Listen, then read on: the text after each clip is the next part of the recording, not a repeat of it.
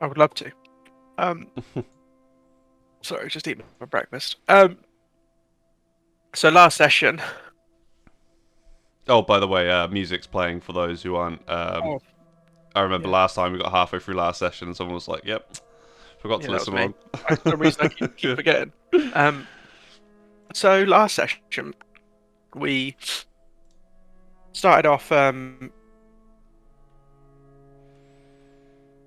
actually remember what we did at the start. We kind of seemed to fanny around a little bit. Oh, that was right. We got two assassins came in to kill, That was but not after an fanning around. hour of fanning around, I think, or like at least an Yeah, hour. yeah. So we went to sleep, and an assassin came for Shade, and an assassin came for Mother, and they were very good. We were able to capture both alive pretty easily. Hmm. Um, so we interrogated them, and their stories checked out. They were sent by the Crow's Tongue to further destabilize the current situation. Hmm. Um, and then we decided their stories checked out. Jordan volunteered to take them on and train them as Ifilden, because obviously they're a fan of crap soldiers based on the zombie battle. Um, and then Elias Rovnar, the King of Nun from who was obviously part of the royal family of Rovnar, who's now a member of the new King's Court, came to broker an alliance between us and Rovnar. So obviously, well, from his point of view, he was under the impression we were going to die if we didn't join them. But we sent him packing pretty aggressively, and then we killed a blue dragon within Moulder Ground Hmm. to make sure the Treaty of Ashes peace talks can be done safely. And then it seems we've managed to negotiate our way into being invited, being the holders of the most strategically important area for this the coming war. Mm. And now we're working out whether we're going to uh, egg on and encourage the war, or if we're going to try and push for peace. Yeah, and there's a little bit of discussion outside of the session. I think the consensus was, well, you guys tell me. Well, Well, if we're going for peace, we should just not be at the peace talks. Mm. 'Cause either way, I think we'll just gotta like stir stuff like up anyway. from a out of character point of view, I feel like going for peace is the worst for us in terms of what we stand to gain. Yeah, Because the contract of Dietrich was strictly about the war, so that contract, anything we negotiate from that, kind of falls through. If we don't push for war, if there's no war, they don't need our assistance in that regard. So we yeah. lose a lot of that kind of negotiation power, and as well, just what the hell's going on? Warfare in general is good for what we do and stands to help us gain a lot. Whereas obviously peace is the good way out and what we probably should actually go for because a lot of people are going to die, but we don't stand to gain much from that. Hmm. Yeah. But you could also look at it as well, like, what is everyone's character's opinion on the whole wizarding situation and the philosophy of magic should be something that is regulated. But we're allowed to do magic, so Yeah, yeah, no, 100%. But that's like a big crux of like why this conflict is happening because yeah. Diedrich, a town got wiped off the map because it was unregulated until now, and Rovnar is still pretty keen on keeping that freedom, whilst Diedrich, now taking kind of responsibility for that and saying, look, we need to actually make sure this is something that the government has control over because people aren't safe. Would In sorry, go on. Sorry, go ahead, Ray. I was gonna say, would Dietrich, like say Druid's Groves, if they say were take over Ravensbrook, would they like what would they do to Druid's Groves because they're inherently magical. Yeah, it's a casting license. The same with clerics and paladins. Like even though they're not the source of their own magic, as it were, but you still Yeah. need a license there. Even if you're out in the woods, not just if you're in towns or cities, it's just anywhere in the country. Well, yeah, yeah. It's the same as like murdering someone, I guess, to an extreme extent. Like you can do it in the woods and you're less likely to be caught. But Yeah. Hmm. To be fair, um, from the perspective of the vast majority of citizens, it is a good idea. Like when you have people like, you know, Vorst Navarre walk around who can level entire towns with a single spell. It's probably quite scary having these people just doing what the fuck they want, Mm. or feeling like they're doing what the fuck they want, you know. Yeah, But 100%. ultimately, I feel like we're irrelevant of the outcome. We're going to ignore that rule when it's convenient for us, because that's basically what we as players do, in the company. We And like the rules until they're no longer working for us, and then we break them And and we're- kill who we need yeah. to. we're all spellcasters at the end of the day, aren't we? So Yeah, but I mean, it's part kind of of this, in our interest that it doesn't stay on. well, you say that, but we've got a contract dietary. We can put in that contract that we have, Oh, so you mean a license to kill Yeah. kind of vibe. We do have a license though, don't I we? forget it's Dietrich, not Rovna. Well, we But have a yeah. license practiced in our walls, but we can get more or less, I think, not unregulated, but licensed to, within reason, practice as we please throughout the lands. Yeah, you As long all have licenses. Like the exception would be obviously Vigil because he's relatively new to the company. But even then, like it's not like if you asked for one for Vigil, you would get one because you know you are batting for the currently the winning team. Yeah. I guess as long as we aren't using that magic to directly negatively impact Dietrich Mm, in a significant way, they're not really going to care. As long as we can, yeah. I don't know, The only time not like yeah. terrorists attack the casino. The only time it was ever brought up, I think, was when you actually used your magic to rob someone, and Yeah. Envoy Hands was like, "Look, we know you use magic to rob someone. Please stop. Don't do that." Yeah. So you know, to a certain extent, there is like wards in place that allow them to monitor that sort of thing. Or you'd assume so at the very least, just considering like he was aware of that, and he was obviously not there when that whole thing transpired. But that is where we will pick up from last session. It is currently the night before the Treaty of Ash. You've just seen the King and Nun in the Great Hall and excused him, and you are now like sitting around, sort of preparing for that, the next day. We should speak to Hansel and see if we can either get a meeting with the king before Treaty of Ashes, or at least pass information on to him. That would be quite valuable for the king to have for the meeting. Which would be the assassination attempt and the Crow's Tongue's previous history of working with someone within the court of a king to destabilize. That's a good idea. Yeah. Because then, even if we're not explicitly lying, we can kind of plant the seed that maybe Elias or someone within the king's court is working with the Crow's Tongue and trying to destabilize the situation for their own gain. Cool. But also you have an evening to, sort of sort anything else out that comes across your mind right now before that. I've got quite a few things to say.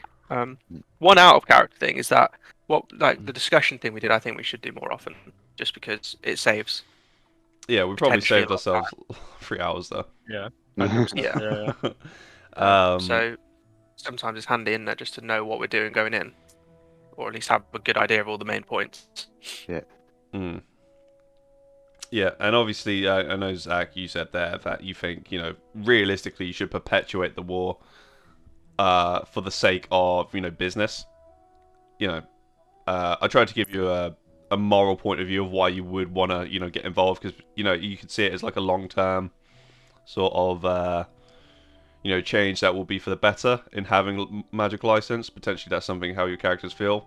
But realistically, I assume everyone else to be in the sort of, just based on the conversation we've had outside of session, of the same mind. Just everyone agree there, or? How we're going for war? Is that what you're asking? Well, yeah, for peace or for war. But let's have this is the vote now. Like everyone raise their hand for war, or everyone raise their hand if they want to avoid it. I'd say with Shade as well. Obviously, he's morally good, but like you said about the magic license and about the thing he hates most, I actually think he probably would be more inclined to go for the war. Thinking about it now, great. Like obviously, I mean, Because if Sorry. he's against like necro magic, then Yeah. that's like the best way to fuck it. Yeah, exactly. Like if you, it's hard to say, oh yeah, I'm for the war, but I'm a good guy, without there being like a reason that's like extrinsically, intrinsically, Yeah, that's right. intrinsically, you know, I guess good aligned. But I think that's probably one of the better reasons you'll get, unless you guys can think of anything else. This is why you always just play your characters as neutral, Jordan, and you can just Mhm. Well, yeah, but Mothers would, sorry. or evil, yeah. Then you can just do whatever the fuck you want, whatever suits your character best. You never need to justify anything. Yeah, I'd say Mothers for war, but that's because she wants to gain more power from, to stabilize the In, country and hopefully get a bit more, increase the area of territory. Oh yeah. So in this it's context, I'd it's all be business war. for her. Yeah. Yeah, makes sense. I think we're all for war. I'm in a similar boat to Jordan. Yeah, Yeah. and she also just wants to push the zombies on Rovna. Just say like that was a terrible biological weapon you did. Yeah. Yeah. Must I'm be, sure she'll yes. say anything because like she's not very persuasive or anything. So maybe she just keep that quiet until let them bully it out. Mm. and at this point as well, Shade doesn't know you're evil, does he? Because you haven't. Vigil Well, hasn't. Only Vigil oh, knows it, don't you? You haven't. No, I haven't explicitly said, mother's Yeah. evil. Because that's the thing. I was thinking, like, We just kind of I don't- like, I wouldn't question anything if. Do you know what I mean? My character Yeah. just assumed. Oh. So I think until that point, my character's none the wiser, sort of thing. but let's say you're in a pub. Like, would you just see like some people are good, some people are evil, some people are neutral? But, like, it wouldn't mean they're necessarily bad guys. It just means they're like evil inclined. yeah, I was talking to Jack about this, like, at least in this latest edition of 5e, like, the alignments aren't like something that's explicit. Your character can only do this. It's very much a kind of, Yeah. he's not inherently evil, but overall, if you looked at all of his actions, or sorry, her actions across her lifetime, it probably would be more evil. But it's mostly just like Or she has do whatever she potential. wants to do to achieve her goals. Yeah, it's Yeah. more of a guideline Children. than like Yeah. explicit like that. Yeah, there's like a fucking scale here. It's like because mother's evil doesn't mean like she's slaughtering kittens whenever no one's looking. It's like she's just on that side of the spectrum, Yeah. autistic. Oh, I'm kidding. Yeah. Cool. Explains a lot. But yes, Zach, you said you wanted to. There was a few things you wanted to do. Obviously, number one was summon Yes. Hansel and see if you can get an audience with the king beforehand. Anything else? Got anything to add to that? Yeah, I would like to ask about. So obviously, we still need to think about the company, the Black Lion, because right now there's 4 of them, and the longer we leave them, the more time they have to build an army to get stronger themselves, get I don't know like a base of operations, and eventually resummon this higher guy, which could be a big no-no because we don't know anything about him yet. So the sooner rather than later, we should pursue them. Yeah, they probably don't have a license though for magic, so Hmm. yeah, So get the even- army Yeah, after true. them. Yeah, we got it. They're not going to break the law. It's like the fucking vegan police from Scott Pilgrim. Yeah. You just turn up, take all their powers, be like, "That's what you get, Yeah. kid." But somewhere, at least somewhere to start is I can't remember the exact name. It was something like Red Rookhold. If I remember correctly, there was 2 forts we were looking at when we started. There was one in Dietrich, and there was another one from the Chronicle. So I'm just going to say I've gone through the Chronicle and found reference to this, but I can't remember the exact term you used, and that would be a good place to start. So they're Marcus. actually never explicitly stated where the other fortress was, other than it was within the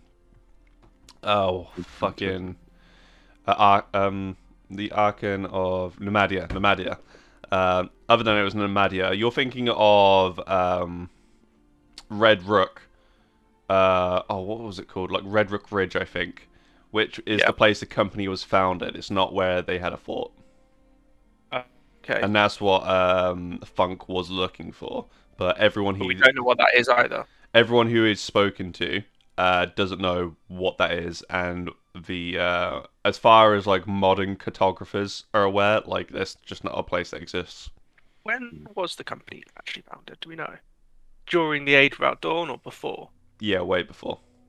Okay, Like so it's the age of very, very old. the age of myth is when the company was founded. Oh. Old Chronicle. It's a big book. Well, Yeah. clutching at straws. Would I have heard of a Red Rook Ridge then being having Make lived back there? a history check. Be very convenient. Oh yeah, I know that place. Yeah. Oh yeah, I live there just around the corner from there. That's my corner shop. Nature, did you say, or history? History. No, Oh, you don't. Ah, that would be very convenient. But that would have been so good if I just knew. No, the world's a big place, so Yeah. even though you know Yeah. you were probably around at a time where you would probably be more pertinent to that sort of information. Unfortunately, you were a bit more concerned with the local clans. D&D did me dirty here. Yeah, cool. Yeah, but I was just going to say those are things to look into because so like the castle in Nomadia, we should look for if there's been other keeps because they were pretty big at one point because they'll want somewhere probably they're familiar with, mm, and if not, there might be more information because obviously this place is a bit of a dead end for information about them. So anywhere we can get more info on them, who they are, what they do, and that Shadowpaw guy, I'm gonna keep trying to pick at him, see befriend him, and see if we can convert him over. yep, makes sense. Jordan, you got anything that you want to do for the night before? Not so much. No, it'd be more training the 2 new recruits and kind of. I don't think you actually tried to recruit them. Am I wrong? Like you? Yeah. Tried to recruit me into the. Oh, you did. I think. Yeah, I think I Mm, did, didn't I? Or at least I rolled persuasion and stuff, and they said they would, but it's mm. I thought you they did as well. actually do. Because I thought it was like you left them a night, like you left them in the dungeon because someone said something to the effect like, "Oh, we don't want to recruit them right away. Like they did just try and kill us, so let's let them Oh, sweat out a little bit." yeah, we did leave it for the night. Yeah. Oh, is this still that same night? Yes, this is like Okay. this is like the like 24 hours later sort of vibe. So like you're in the next day now, but you just haven't went to sleep. Sound. Cool. Yeah. That's But pretty much, yeah. that's what you'd want to do. You'd want to go in, try and be like, "Yo, Yeah. I'd be seeing if they want to, gather them for the army coming up and kind of hmm, letting the men know how to kind of keep an eye on them without like making sure they're actually part of the team still. yeah, no, that makes sense." Ray, anything that you want to do? Can I awaken a tree outside my house so like assassins can... so I have like a personal Mm. guard outside my house. You So definitely can if you have an agate worth or an agate worth 1,000 gold pieces. I have 1,000 gold pieces. It's not the same as an agate worth 1,000 gold pieces. A gate is like a little crystal, is it? Yes. AGAT. Let me just get sorry. I think it's AGATE. I might just send away for it. So let's send like let's see.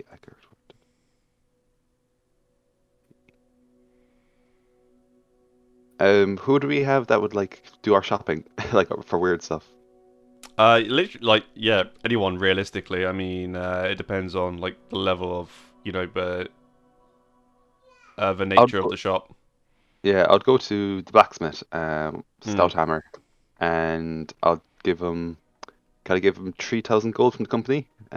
Zach, if you don't mind knocking that off, and I'll Yeah. get ask for three agates worth that price. It would be Shade, I think, who that's like so. Shade, Jordan's sorry. the accountant. Zach's the the fucking I'm not that kind of bookkeeper, I'm afraid. yeah. Yeah. Sorry, I Zach's your Sorry, PA. how much gold was it? Sorry. 3,000. 3,000. 3,000. And Stouthammer will give you like a curt nod. He would advise like it's going to take him the time, obviously, to go to whatever settlement it is to pick it up as well as return. But he'll let you know. Or like send send some for it. He is like dwarf helper, like or Let's do like this. maybe not him just to head off for like a few days before war. But like just tell him to like he orders weird. I've seen his Amazon history. Yeah. Yeah, like he agrees. Like he definitely knows where to find this. Like it will just take him like obviously an indeterminate amount of time within a week, roughly, Oh, to okay. go somewhere and come back with those agates. Hmm. Cool. Okay, fair. Oh, one more thing. Can I get him to do up a dragon, blue dragon tiara? A blue dragon tiara. Yeah, sure. So out of the the loot that you got from last session, Mhm. what are you making this out of? Are you making it out of? I guess you would want some scales there because that's got the blue in it. Like the teeth are Yeah, cool and all that, but they're realistically white and black on most creatures. yeah. Um, So just like a scales and maybe like a what's a disc, spine disc or something.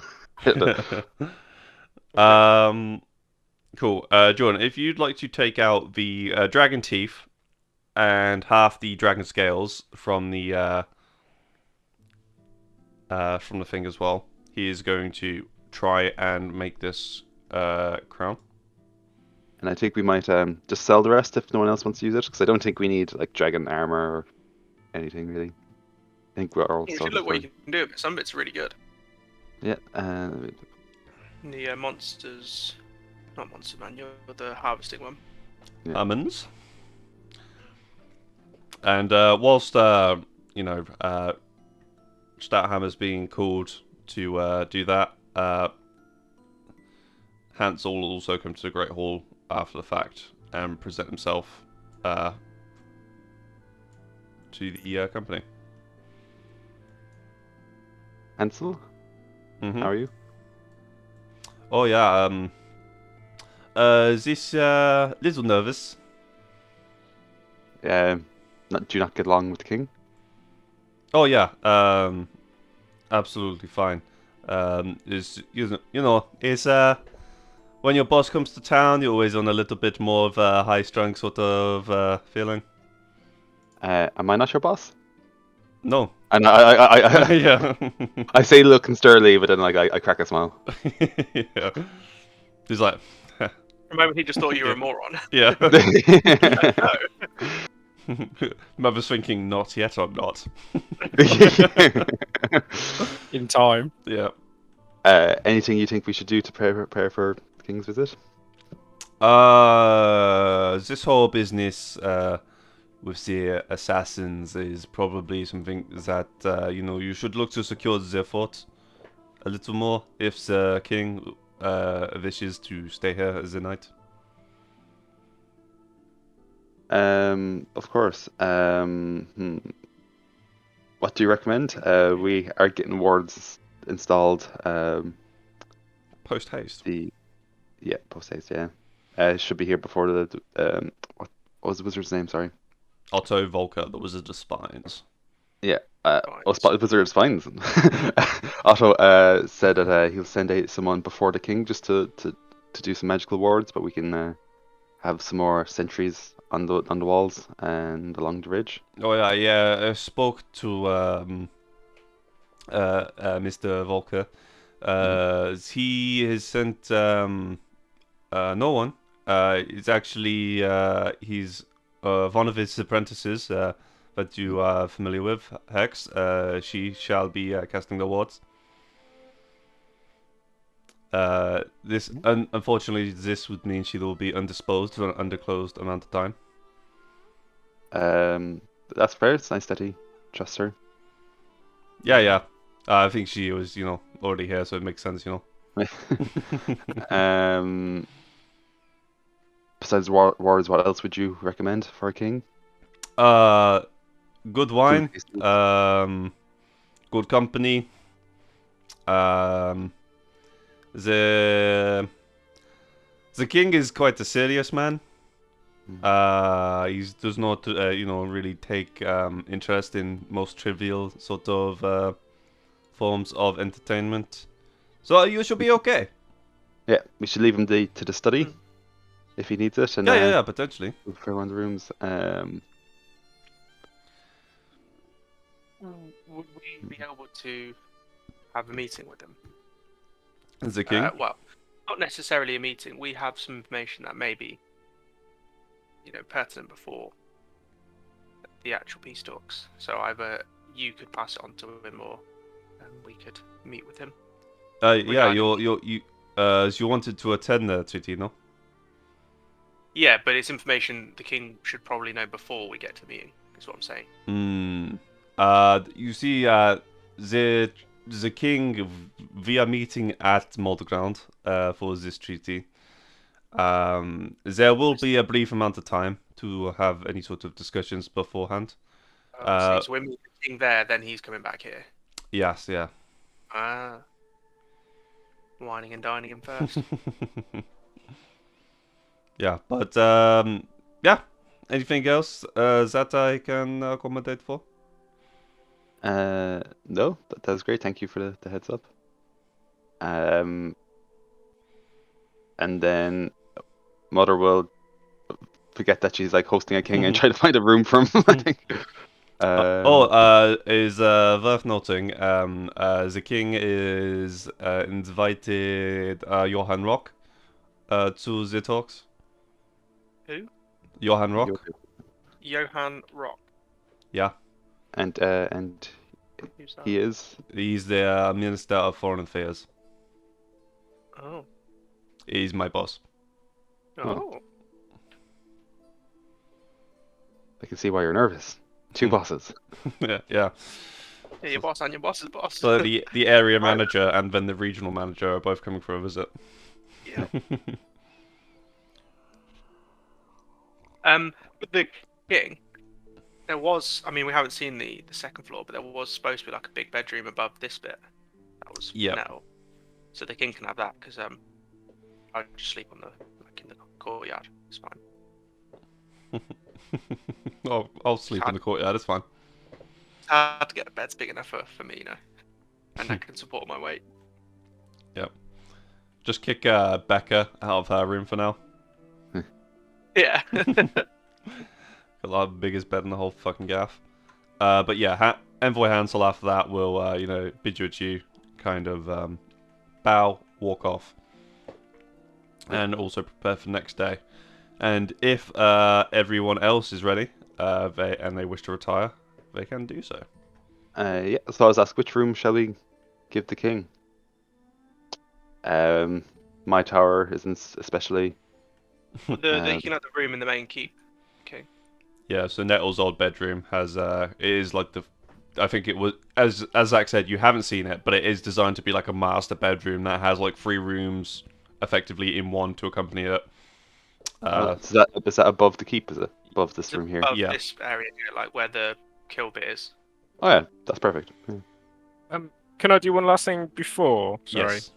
Can I re-rob back the the Ring of Spell Storing from Hex? Yeah. Alright. That reminds me. Talking about magic items, I've changed my mind. By the way, you can have all of Nettle's old magic items as well. Oh, What's sweet. the reason for that? Out of curiosity, what changed your opinion? I just think about D&D a lot, and I'm like, well, I was like, the reason I do it is because in my campaigns are quite lethal as a quite of general sort of note, and that has been like a consistent theme throughout like my entire tenure of DMing. And sometimes when you take all the magic items off an ally's dead body, and then I, as like a rule, a homebrew rule, I let people start with magic items to help like give their character a little bit more pizzazz when they first start, a little bit more like uniqueness. It can lead to like very quickly like an abundance of a huge store of magic items that have effectively come out of nowhere. Like you haven't really earned them. Like they've just come from characters being spawned and characters dying. It So- does recommend that, like, if you are like say level 8 character and you're starting one, that you get a certain amount of gold and magic items. Yeah, it's just an uncommon one, and that's for a high level, I think, magical campaign. Oh, fair. So like an uncommon magical item, for example, is like We're way over the level then. yeah. So like your staff ray, like I gave you that as because you completed your backstory. Well, I say I gave it, you chose that, and that's as you've seen, like that magic item is like almost a head above everything else that your character has, right? Yeah, it is. Yeah. But yeah, I feel like you guys are at a level now where magic item, like you've all kind of maxed out your magic item limit. and that's where the game naturally sort of has that balance built in, is that people can only attune to free magic items. Yeah. So I'm not hugely afraid of you guys. Like, you guys are fucking rich anyway. So if you wanted magic items, you could have, realistically afford to spend and buy quite a few.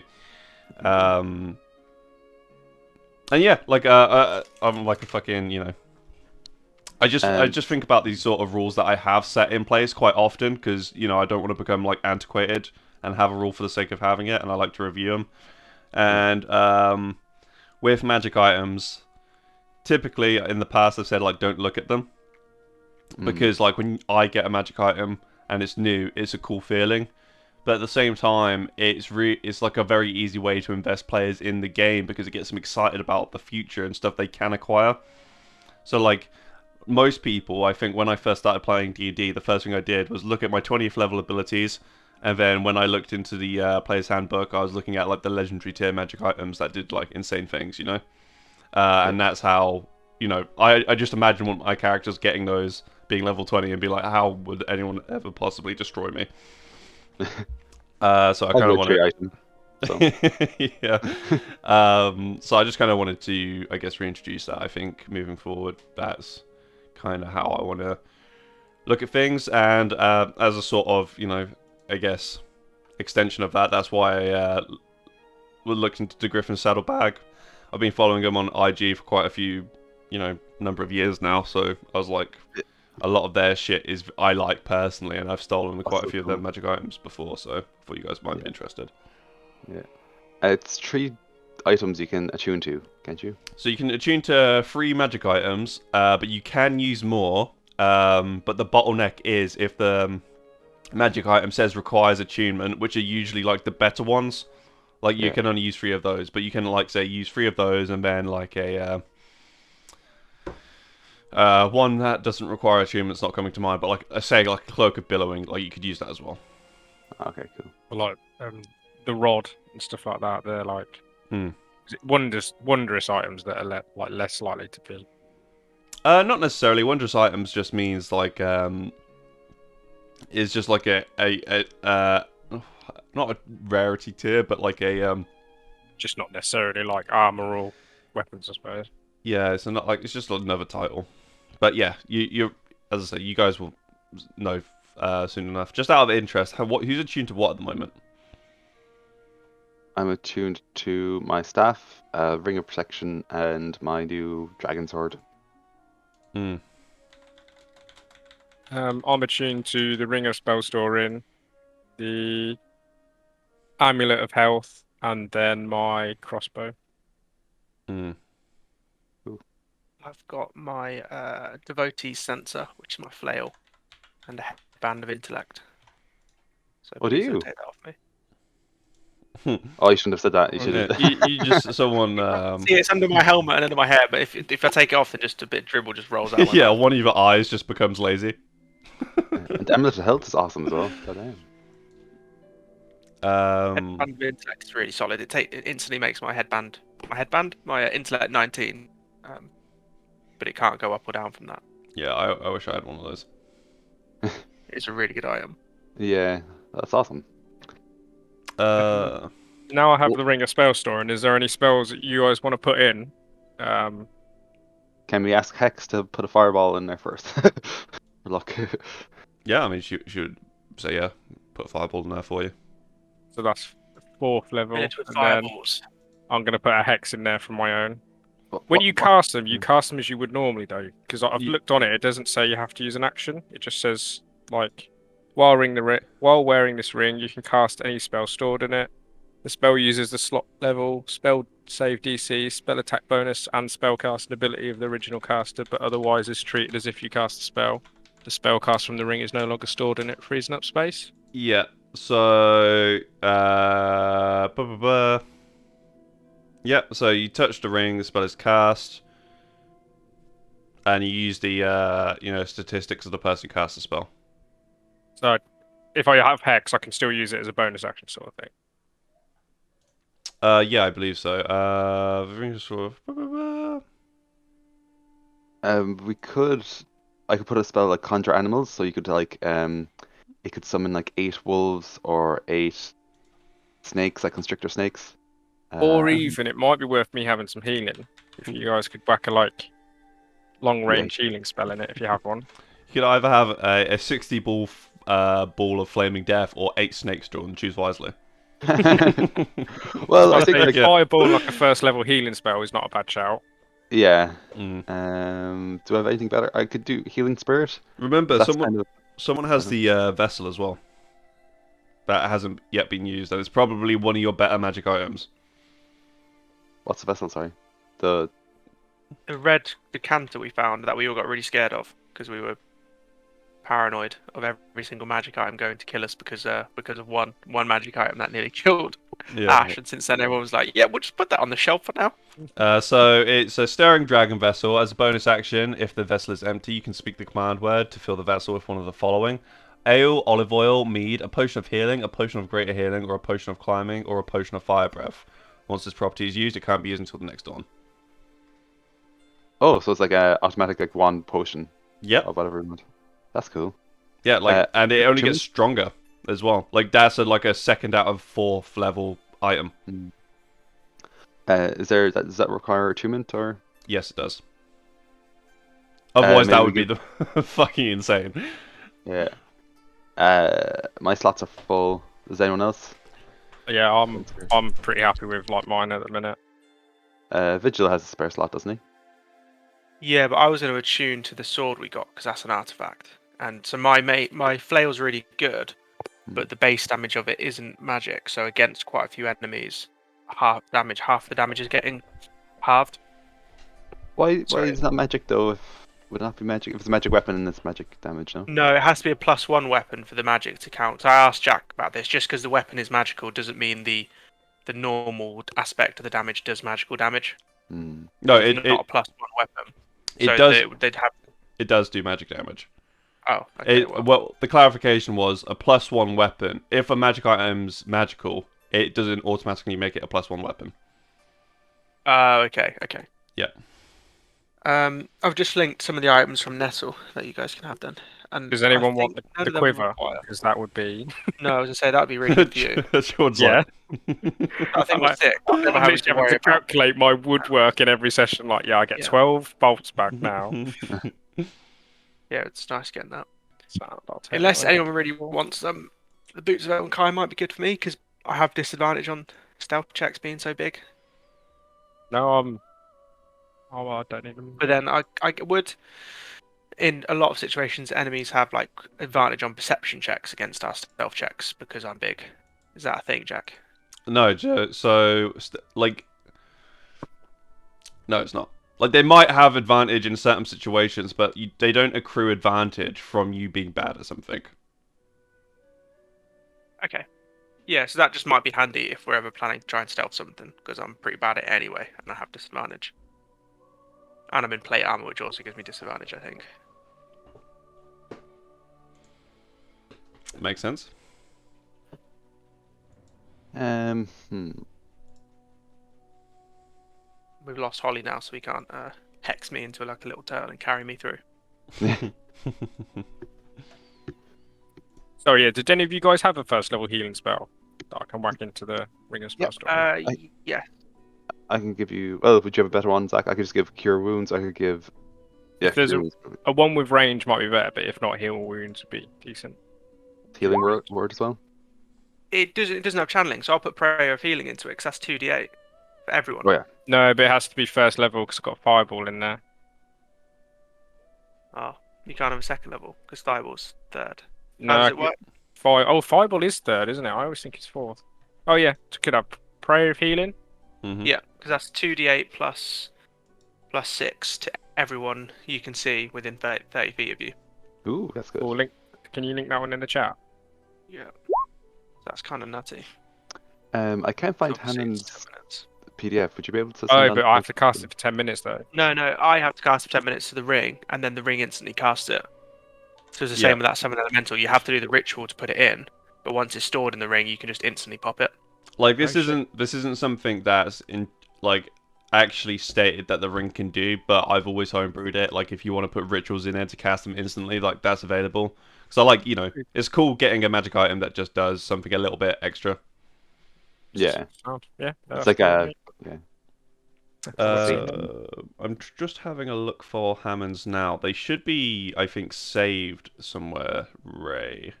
Because I was looking through the pins and Yeah, that's strange. I thought it'd be on the um, pins as well.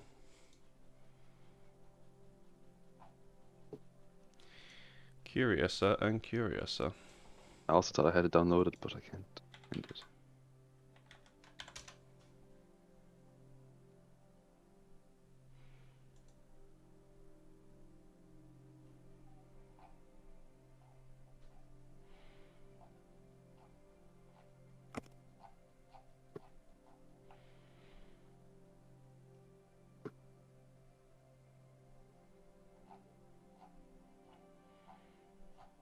Huh.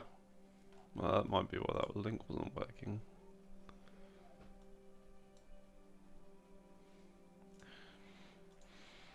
Cool. Just whilst I am finding this, is there anything else people want to do? I'm all Sorry, good man. now. Yeah, I think I'm all good. I just wanted to check to see if there's anything else we could give Stout Hammer to make out of the dragon parts before we sell them. But that's not a big deal. We can do that at some point. Just to clarify as well, I assume you wouldn't want to, make the king aware that you're making a crown. Or a tiara at the very least. Well, like no, it's just like a ceremonial headdress, is that Okay. kind of thing. Like, yeah, Yeah. Like you can flag it as druidic stuff. Yeah. Oh, yeah. this is my culture. Don't worry. Don't worry, King Don't, Ulrich. don't you Yeah. worry about it. It's We, worth we, like, it. we could say more of a headdress then, but like it's more of Yeah. like just look, we can Status kill thing. dragon. Yeah. Yeah. But it's It's just- designed enough that you can convert it into a tiara or crown when you're ready. yeah. I feel like tiaras aren't like that crazy in a fantasy world. That's just something people wear, No, like elves and you're absolutely right. It's more just like basing it on how different people would react. Like obviously, most people would be like, "Oh, that's quite cool" or "very impressive." A king might be like, "Is that a challenge?" Yeah. Yeah, it is. Yeah. Right. I am posting Hammonds into the general chat. We don't have anything left from the red dragon, do we? Scales wise. We have shitloads, I think.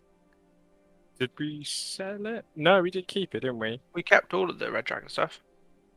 We actually need to do like a monster bones clear out because we have so much monster bones just to like sell stuff we don't need, and like we have We need like to manticore tails and Oh yeah, make we've got the dragon pouches. we need to Second convert them into the dragon weapon because they're solid. Yeah. I'll find it. and All right, that should be all of them, Ray. thank you very much. Some red dragon gloves as well, just so I can pop off. um, let's see.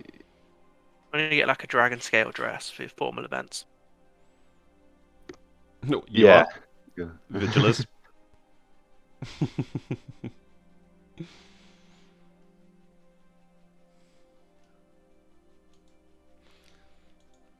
Also, now you guys have a keep as well. You can try and attract magic item vendors. It's worth saying, Sweet. but that is What- expensive business. Yeah, I think we'll be okay for now. We have quite a lot. There's Mhm. nothing we specifically need. No, yeah, it's always just like, oh, we've got a bit more cash than we know what to do with. We'll try and get a magic item vendor to come through here. Yeah.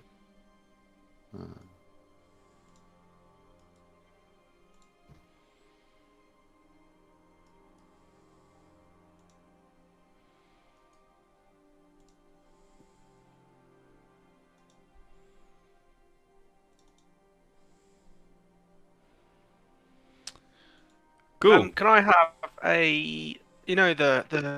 the blood red blade we've got the artifact? Can I have a little look at that and see if I can, identify what kind of magic item it is in the sense of what created it. You can, if you had the spell to do that, which you would need to invent. So, in response to the question I asked, where you can kind of work out who made it. That's how you'd solve it. You'd need a spell to identify that. Yeah, of course. With any sort of magic thing that you want to achieve, that requires a spell to be created to be able to. How does one create a spell? Typically, you need a either a wizard's tower or a place of worship. How about Depend. just looking at the sigils and stuff? Would it not have like? Would it not be you could tell like the craftsmanship if it was Fey or something else. Yeah, it gets a little bit more difficult though when you're talking about like weapons, magic items that are like thousands of years old. Vigil would be like. Hmm. What would visual be like? I think Zax is frozen. Oh, there we go. Okay, yeah, Oh. sorry. My camera's all froze. I was just thinking, like, because he spent so long, because he's really old and he spent so long dedicating his life to hunting fiends and stuff. That I thought, like, I wouldn't be able to necessarily know anything about an item. I'd just be able to tell if it was, or get an inkling that it's fiendish in nature, kind of Okay, vibe. well make a It's fine if you don't want to allow that. no, you can do that, but I mean there's like a spell will just give you the answer. Like this is like determined on a roll. Okay. Do you see what I'm saying? So yeah, Yes. make an insight check for me. Yeah. It's definitely in that realm of things. I'll give you that much. Like this is uh as you know, when you found it on that podium, like the runes there were inscribed in Celestial and I believe Infernal. Yeah, we can't read either of those, can we? And you know the craftsmanship kind of denotes similar sort of vibes, but it's difficult to really ascertain. Zach, I know you mentioned that you know your guy's incredibly old and has been around a while, but this thing you would suspect is way older than even yourself. Well, In theory, you know, like that's realistically, we know that's different, but it's not of yes. this world for sure. Yeah. Yeah, because I was gonna see if I could attune to it, but Vigil would not attune something if he believed it to be made by fiends.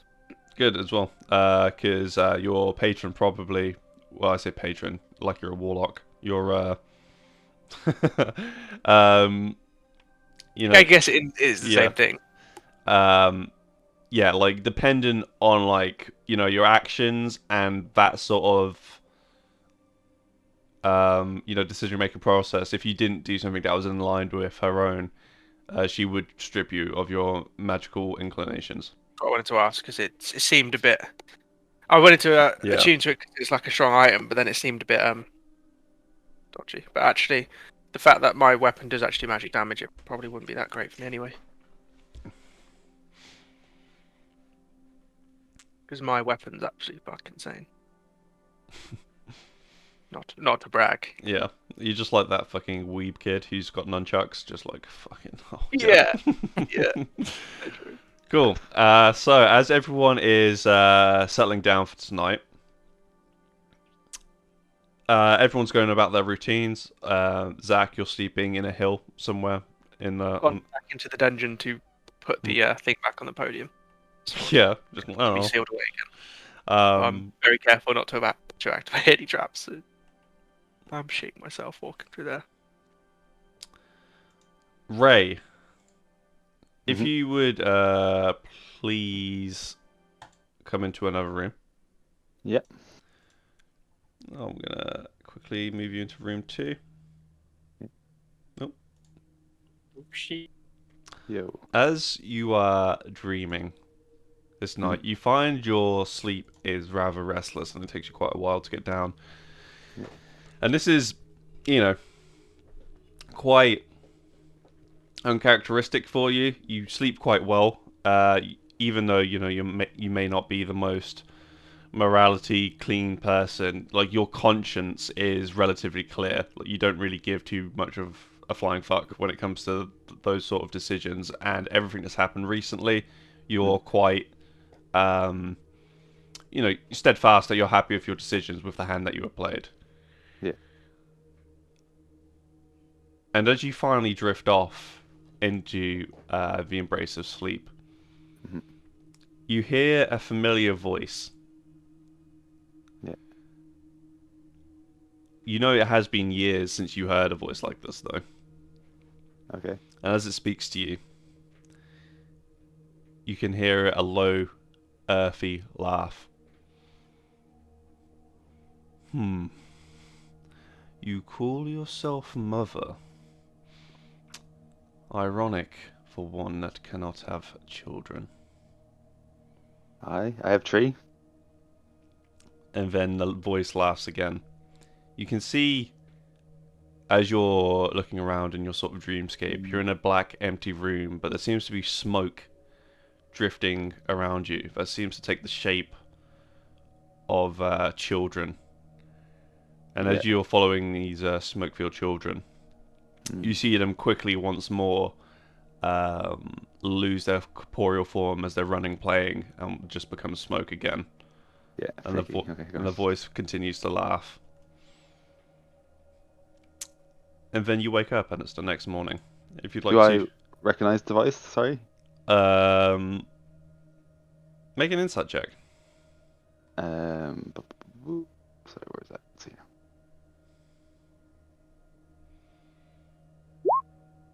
Ooh, you do. Yeah. But the first thing that crosses your mind is that you cannot be correct. It must be impossible. But who was the voice? That was the Yeah. voice of Rorforite Sarixver. Oh. Weird. So that was the red dragon, wasn't it? Yeah, that you slayed. And the sword no, we got the sword from his sword, the dragon sword. Nope. No. Freaky.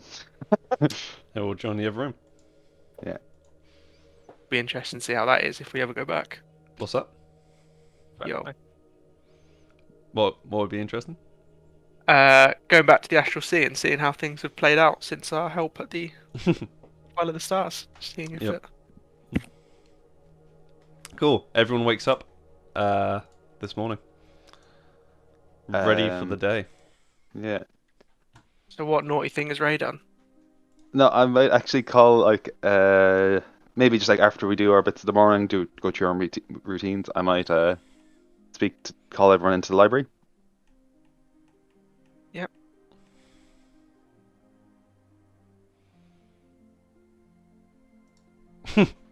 I Well, need your Just Jordan sat down next to Ray and decided to move to the other couch.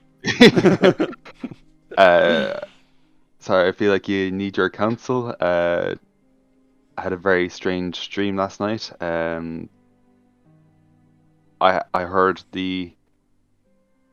No, I usually don't dream. Usually quite a strong sleeper, but I heard the voice of Atorex Satisfier, the giant red dragon. A raw for He right spoke- Sarix, come on, Ray. There we go. Like, Uh, he spoke to me in my dreams, kind of chastising, I would say. But do any of you know, and especially you, Vigil, about dragons and maybe their souls? Do they keep um keep in this world?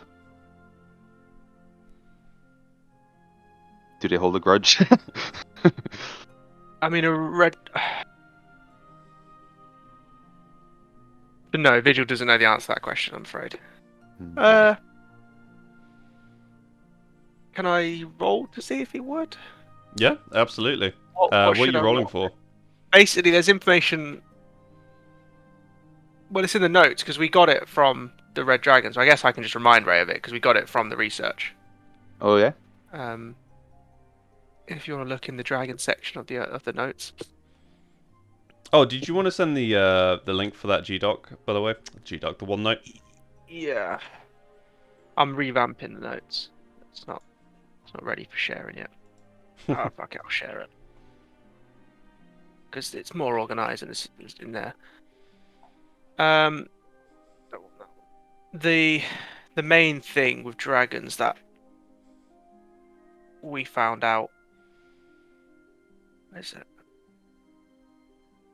is their nexus creatures. So like in an alternate universe, there's multiple.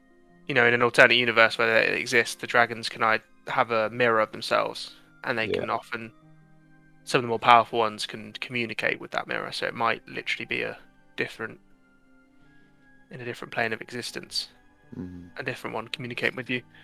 But yeah, a red dragon for definite's holding their grudge. Yeah. But that's probably to do with the bonus you got from like his fire. You got dragon scales and shit, haven't you? Yeah, so like, it was more that I was burnt though. It was more like radiation from dragon radiation. But yeah, it was just like I got scarred up. Well, you say it's just dragon radiation, but they're very magic creatures, so clearly it's got some kind of link to you. No, it's just dragon radiation. Oh, I swear. Do I have to send it by emails, or can I send a link? You should just be able to send a link, I think, but I haven't shared one of mine in quite a while. It's when I click share, it just says an email address. Zach, your notes are so amazing. What the hell? Maybe it's Yeah, 'cause I'm maybe in it the is app. just email. Yeah. Oh, but in the app it doesn't change the notes. All right, everyone, quickly ping me, write down your emails, and I'll share this to you.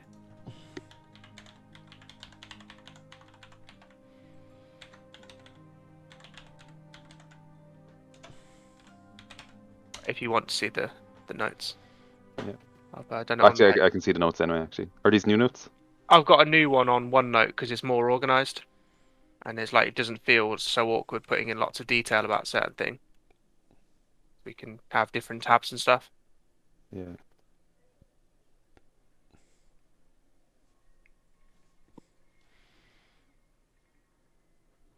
But yeah, I have to email it for some reason.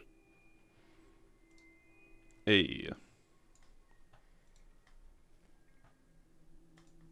Still a work in progress. There's still quite a bit to add on this.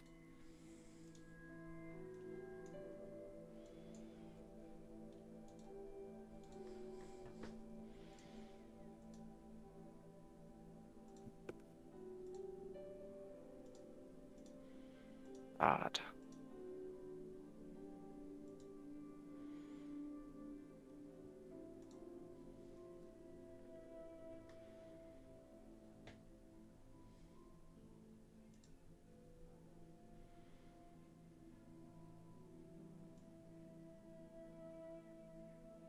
Ooh, nice.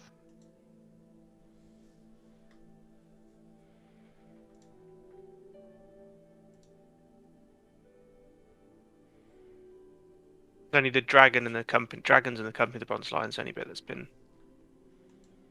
fleshed out much. This is crazy though. Thank you.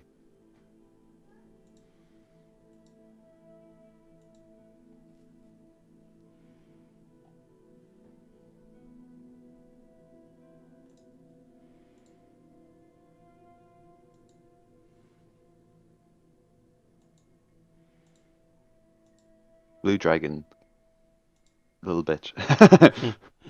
Killed easily. Actually, he fucked up a Shade's tendons, didn't he? Ligaments. Yeah.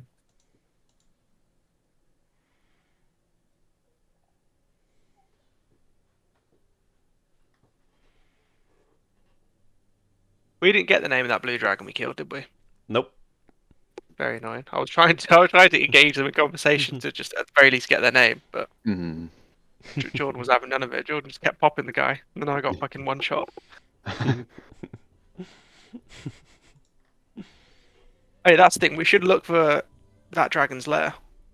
It says might be like an undefended baby that we could either recruit and train, or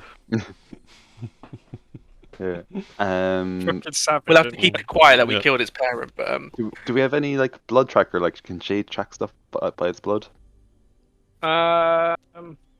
we might be able to get a I report. think they which have to be a direction it flew theme from. or something like that. That'd be like. Yeah, Some- even though Shade is a hemomancer, like a very like I will specify like to a extreme lesser extent than other hemomancers, but he does utilize that sort of magic. I think his tracking is more just like sheer sort of knowledge and skill rather than actually using magic. Yeah. Yeah, and the only thing it kind of gives me advantage on survival checks to do with Fae, fiends, or undead, but not necessarily. Yeah. We should ask if anyone saw what direction it came in from, and that would give us a rough area to scout. Maybe I'll I mean, say being that a dragon, it could literally be from miles away.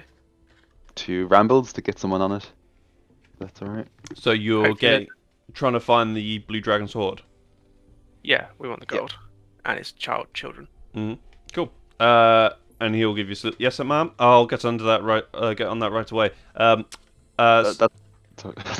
Never mind. Actually, sorry. Go on. Just before I forget though, ma'am, the received word from Envoy Hansel. He went out early this morning to Moldeground to prepare the arrival of the king. It seems that King Auric has requested that his forces that will accompany him to the treaty should be that of the company. He wishes to show a show of force, and he thinks it would be in line for the company to be the ones to do this. That's great news. We'll get the men ready and prepared. How many men? Did he say? It's not full show of force, is it? Or Yes, I think they left it very much to interpretation, ma'am. But I'd assume that they want a sizable display. Sizable display leaves the fort unguarded. yeah. How many men do we have again? We have about 300, is it? No, less. We have a good few armies now, though. We have units, like we have like loads Yep. of archers and all this stuff. So Send them all off. About half of them are on a different continent. Did though. you recruit more? Was that? yeah, we have. Oh yeah, I suppose. So Ray, we spoke about this. Ray had an idea that he could use his staff to make a small treant force, which he actually can do. He can actually do that. The problem is it costs him about 30k to get that running for a day. Per day or? Per day. Like it would be 1,000 per day, wouldn't it? Because like I'd be making a new ent every day to have 30 of them. But like, would a small ent force be like 5 or 6? So you would be able to. It would take you 30,000 to get 30 ents, which is like a very small unit. And then after that, the one that you summoned a month ago would revert back to a different tree. So you'd only be at full strength for one day. Oh, okay. I thought like 5 or 6 ents would be like a full force. No. For like big things. Fair. So who do we have left?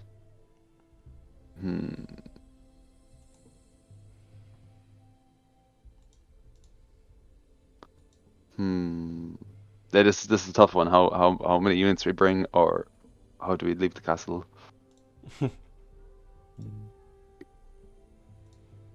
We have 2 archers, I think. So Zach, you only had 1 archer left, didn't you?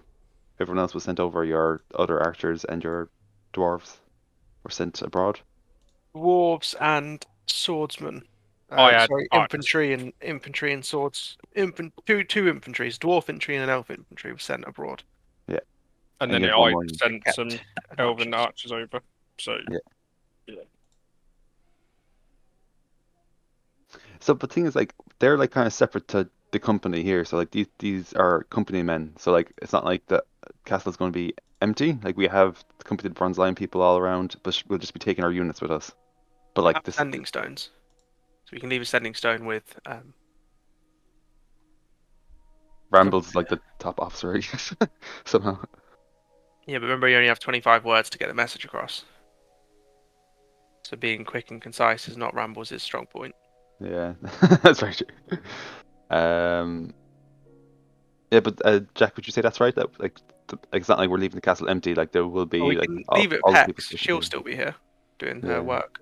So she can quickly notify us if anything goes wrong. Yeah. So you're asking if you guys could leave a force here and No, take. there would be a force here. So there's the company men, which we've recruited and stuff. So like they're the people on the walls. But then like our units are kind of separate to that. Really, I know Zach's are there, so we would be taking them. So the guards in the keep are supposed to represent the units. But like, didn't we have like when we came to the castle, we had like 50 or 60 company men, which aren't a unit. There's kind of like our company men that. They're not Yes. fighters though. I think over the time skip, those were one of the units that were Oh, trained okay. Sorry. over that Yeah. time.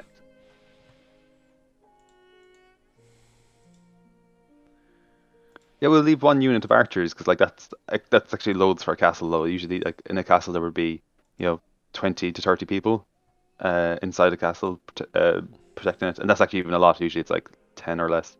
So a full unit of archers is on the walls is loads. Even Etin as well. And we can take a hill giant, take one of the two big guys just as an extra show of force. You're Yeah, gonna take my cowardice. No, yeah. uh, No. they're Yeah. embarrassing. Yeah. Words probably spread of their fleeing. um, Tactics, mate. tactics. Yeah. Yeah. So Retreat. we'll leave one unit of archers. Maybe my shadows, and then we'll bring the bronze arrows and shades guys and Etten, the two-headed one. As all let's know. And you guys make your way now towards Molder Ground, unless anyone wants to do anything else. Good. I put on my headdress. Stout. I don't know if yeah. that was a gift for like, oh, finally you stopped wasting time. If that was a Well, gift for like, you stepped right into my trap. The headdress won't be ready just yet because Stouthammer is obviously not in the castle. It will take him a little bit of time to forge, but it's on his to-do list. Okay, cool. Um, I'm very pissed off, but yeah, go on. yeah, I told him explicitly to get it ready for tonight. First. Yeah. As you guys make your way now to Molder Ground, you can see there is a outside of the easternmost or northeasternmost portion of Molder Ground. There is a small detachment of men that mustn't be more than say 10 or 15 strong. They all seem to be wearing heavy plate armor. That is like a almost like black, and it's inlaid with grey fur. And you would take this to be the honor guard for the king himself. As you bring your show of force of men there, you tell them to establish a half perimeter on this side of Molder Ground. And as you enter the camp, you can see there is 3 individuals that stand out amongst the rabble of elite soldiers. One of them is Otto Volker. You can see him wearing the elaborate robes of the day before. As he turns to look at you, he smiles, a charming smile, and beckons you over. He seems to be speaking with a gentleman who is a little bit older. He's quite stern in the face, got a hooked nose and spectacles that sit atop this. You take this to be Johann Rock. He's got greying hair that's sort of swept back in a shoulder length.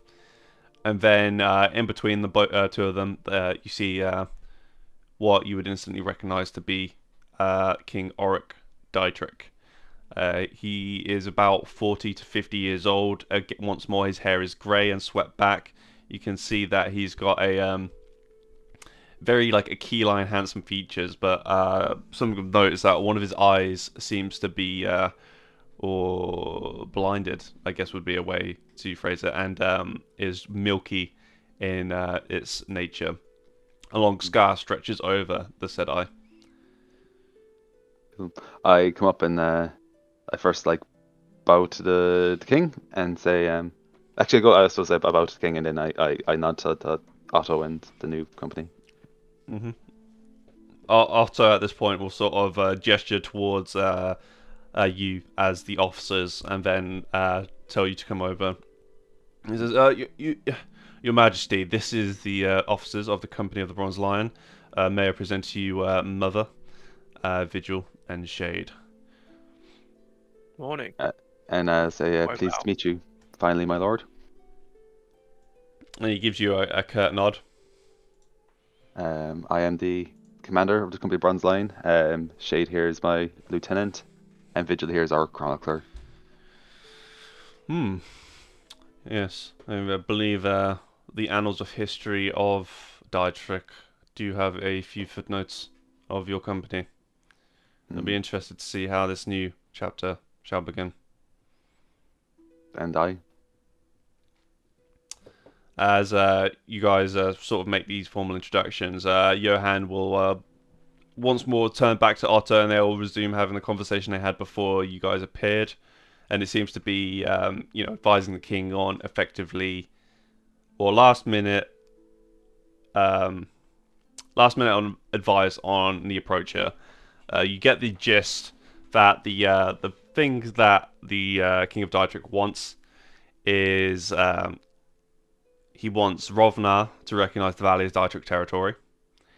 He's asking Rovnar to regulate magic within their country. So now that casters will require licenses. And he also wants Rovnar to take responsibility for the attack of Molderground and to pay restitution to the crown of Dietrich. And those are the three main points that you hear through their brief discussion. And he's talking to the king or talking to Otto about that? It's like a conversation between the three of them, but the king is very much more of a passive influence on this conversation. He's just sort of soaking in the information his advisors are giving him. Yeah, and like I think we all agree with all those 3 points, pretty much. But Zach, what was it that you wanted specifically I'll to say say? when there's a minute, I would like to join in. Yep. Yeah, I mean, you're here. You're Yeah. also really large, so I think you're hard to. Sorry, I just yanked my headphones out. So I will address the king, with no particular, phrasing. I'll just say, we have. Let me just think how to phrase this. We have. So there was a recent assassination attempt on the lieutenant and the commander from assassins within Rovna. They were employed by a gang called the Crow's Tongue, who has a history with previous commander and both the company, and they have a history of attempting to destabilize political situations such as this. We found them in Ravenbrook, where they were summoning fiends within the walls, blaming it on another gang, and they were working with a member of the king of Ravenbrook's court, his personal one of his advisors. So this is a gang that has been was founded and operated out of Maelwick for their entire existence. According to what we've got written in the chronicle from the previous commander, they had been there for quite a while. So, what do you suggest we do, Vigil of the Bronze Lion? I'm just saying it's information worth having. They have a history of. I don't want to accuse anyone because we don't have any proof, but they have a history of working with people with leadership of such regions to help them benefit and the king to benefit. And this would obviously be their prerogative. The underhanded attack on Molderground is their sort of thing, where they can pass the blame and not take credit. Absolutely. It is the mythos of all cowards to operate from the shadows, Ravenbrook being a prime example of that. The kingdom has fallen into disrepair of late. Though what you say does intrigue me. You say they operate out of Maelwick, the capital of Rovnar. We believe so.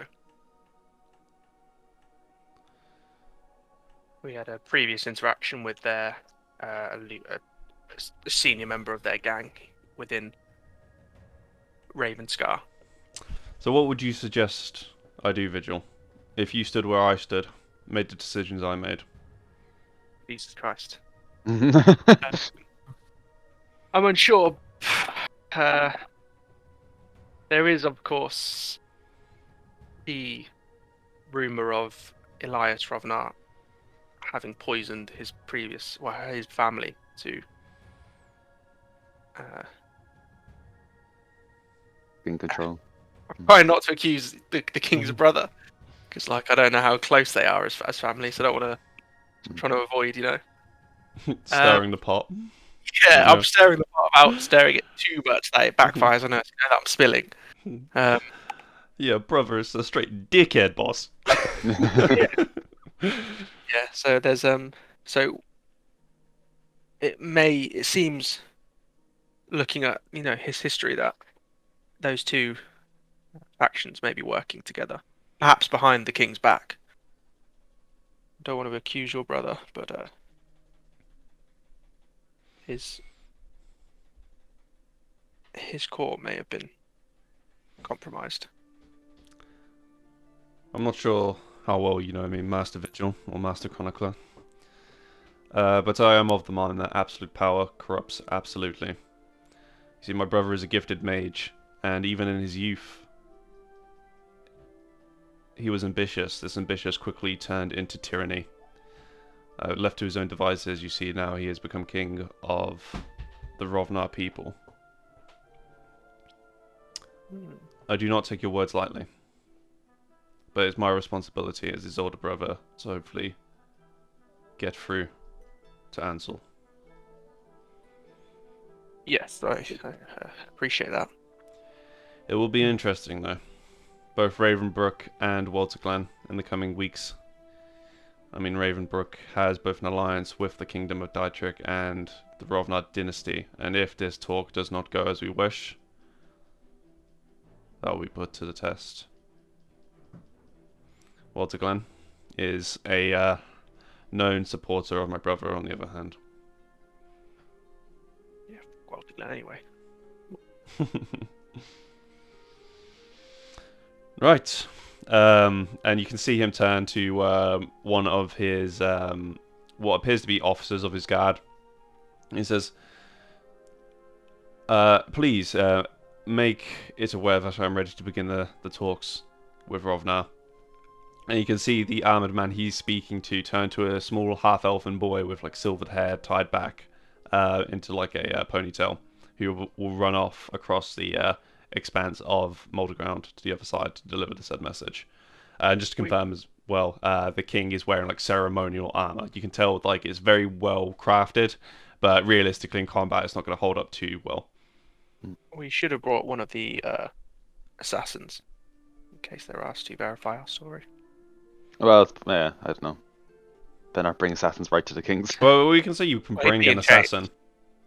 Well, he wouldn't be in chains, but he'd be guarded by Jordan Zithildon and unarmed. Yeah, like we can say you brought the assassins if you want to.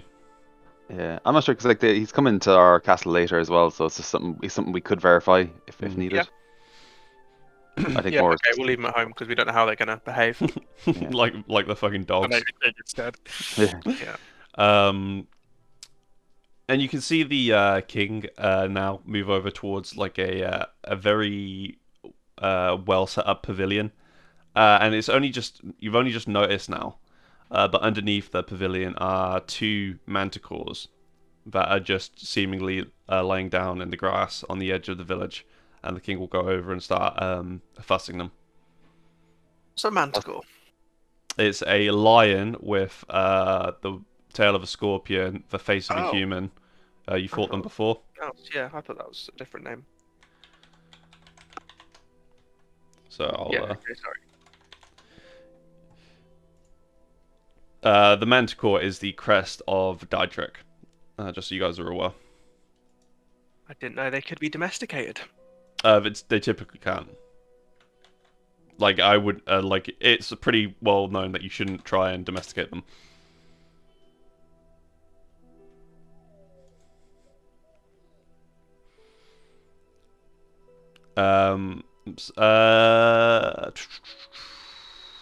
Ray, if you make a history check for me, please. Yeah.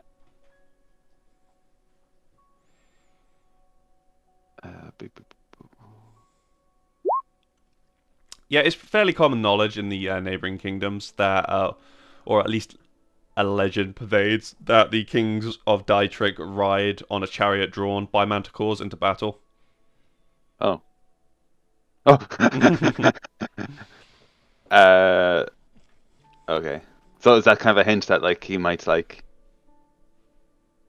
uh pop off today? Is that what you're trying to say? No, but it's like today's more of a show of force and then a conversation. So it makes sense that he would, like you bought your units here not to, Mm. fight anyone, but as a show of force, and it would be in a Yeah. similar sort of vein. Okay. Cool.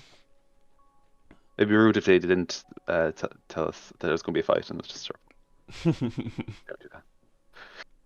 As you guys are sort of milling around, just sort of soaking in the atmosphere, you can see this, feel this rather tense vibe settle over the makeshift camp outside Molder Ground. And a few minutes after, the boy once more running back, clearly out of breath, go up to the knight he spoke to before, who will then turn to the crowd and say, "Your Highness, they are ready." And Oryx stands up and says, "Well, so it begins." And everyone starts heading over now to the makeshift, or say the temporary holdings of the Treaty of Ashes. You can see this is in the center of Moulder Ground in what was once a market. All these stalls have been pushed to the side. You can see this large pavilion established in the center under the colors of both Rovnar and Dietrich. On the other side, you can see three figures now looking across the large expanse of open ground between you. As you're looking across, you can see that one of these figures is a young man, about in his late 20s. He seems to be wearing a ceremonial armor set himself, a crown on his head. With your keen eyes, Zach, and Shade, I should say. Well, actually, I think everyone's got quite high perception, don't they, here? Yeah. Terrible perception. Very I high. don't know what you're talking about. Oh, my perception's shit. Oh, I have 19 passive perception. Raise the Um, perception. yeah. Mine's 0. with your keen perception, Ray, you can see that he strikes a resemblance to King Auric, and you would take this to be Ansel. On one side, you can see Elias, who you met a couple of days past. He seems to be talking. Yeah, he seems to be talking into the king's ear, and on the other side of them, you see a very well-kempt man, strong, squarish jaw, a keyline nose, high brow, and swept back, dark hair. Very serious sort of look on his face. Cool. Is there an amethyst dragonborn here? There is not. And at this point, you see Otto will come over to you, Mother, and you say, I see you're looking at the king's advisors. Aye, yeah. I know, I can guess two. I don't know the guy in black hair. It's Big Emor Lamb. He's one of the king's closest confidants. Can you spell that out, please? Sorry. Yes. So it's Emor Lamb. He's known as the King's Master of Whispers. And he sets up his keeps him well informed on the ongoings within Rovnar and Dietrich itself. Mm-hmm. You will notice a distinct lack of Dragonborn on the other side of this square. I assume that. Is that what Otto actually said? Is it or? Yes, Is that Otto talking? yeah. Okay. Otto's talking to you, and at this point, Johan will come up and says, "Yeah, I assume this is to prevent any unneeded hostilities. I mean, Vorsen's presence would likely start some trouble. It was wise of him to be left behind." Is Borson quite inflammatory, or? Oh, I mean, him and Otto here last time they met did not get along so well. He says in a half jest, half serious note. I mean, that did lead to the destruction of a town. How likely do you think it is that they are whilst we have these talks, they're assaulting the keep. Are you asking us to? Yes, No, to sorry. them. To the king's To advisors. to Mother Mm. and Otto, with like how likely is Vorson to try something like that? Because it concerns me. I didn't know that he obviously he's. But I don't. I find it hard to believe he's just been left behind. um, Otto will like think about it for a short moment. I mean, it wouldn't be outside of his wheelhouse, as they say. Hmm. We've brought our men quite probably half our forces here as your force, so it is lightly defended. Hmm. I mean, if that was the case, that would be a declaration of war. Hmm. Yeah, I don't We've think got he'll. Yeah. we've got our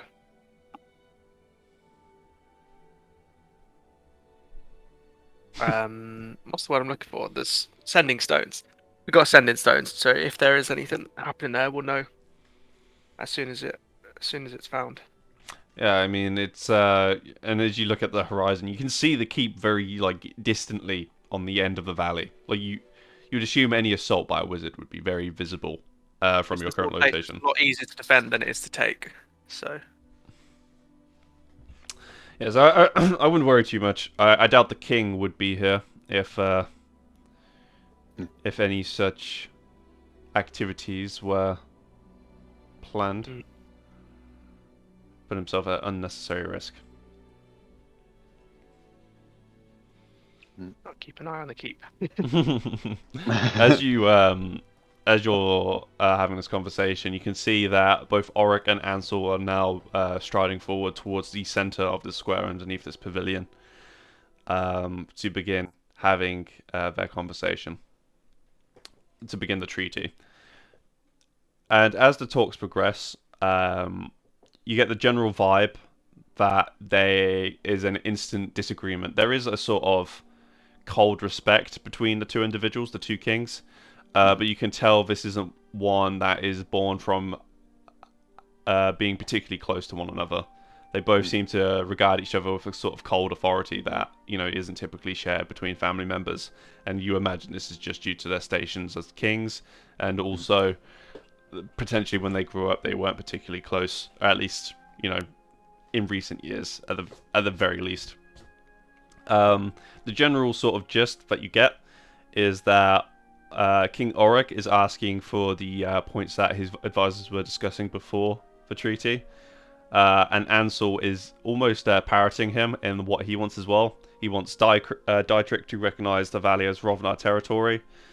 He's asking for Dietrich to pay for the restitution of the attack on Mulder Ground and to accept responsibility, and for Dietrich to stop their tyrannical impression of other sovereignties and to effectively keep to their own kingdom.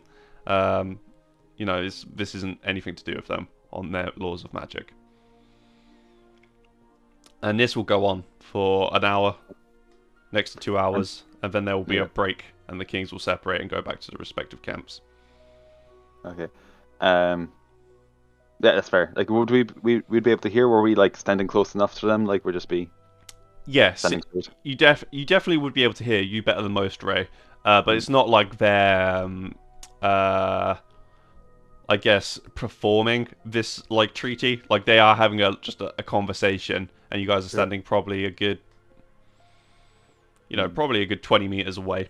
But to your rear, it's you're quite keen And they're just sensed. and they're like, no, you. Yeah. If Dad was here. And you can see as Auric comes back to the Dietrich camp, his features still have this sort of sense of cold, calm demeanor, but you sense a hint of frustration as the last 2 hours have just sort of been for naught. The talks have really not progressed at all.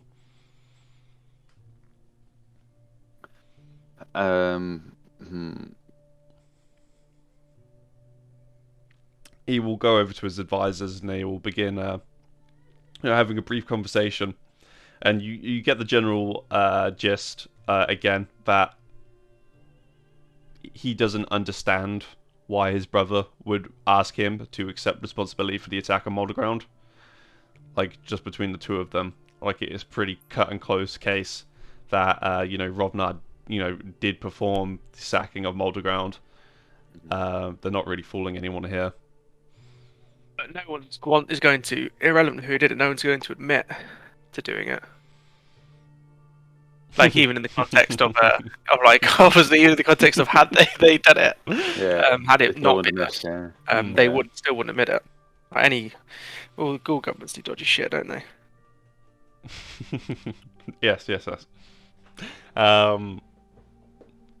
You can see this small half-elven boy return with some drinks for the kings and his advisors, and he offers them to you as well. You see it's like a pot of tea.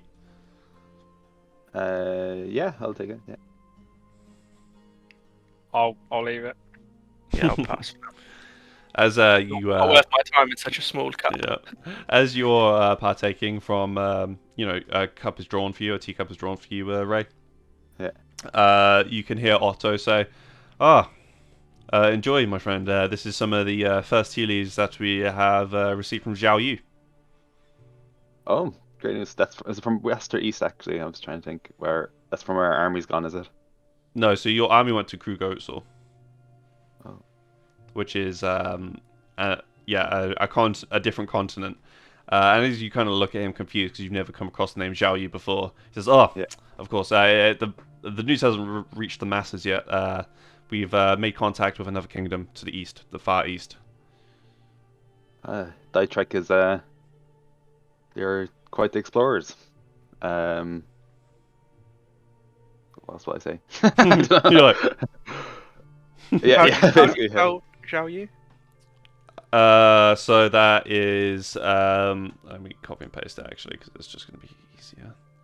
What is this new continent like? This drink is very interesting. Well, I haven't been myself. We've only had a few vessels return. The journey takes several months. Hmm.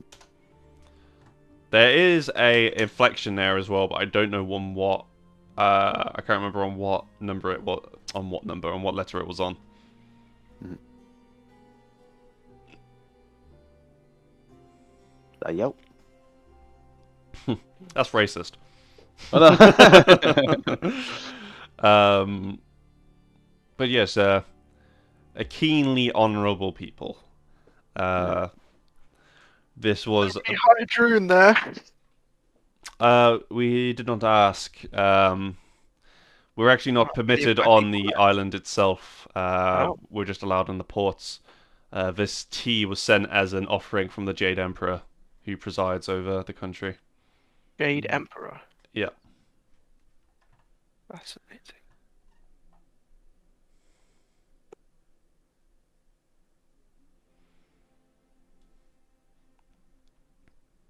As you finish your tea, the king gets ready to go speak, return or resume conversation with his brother.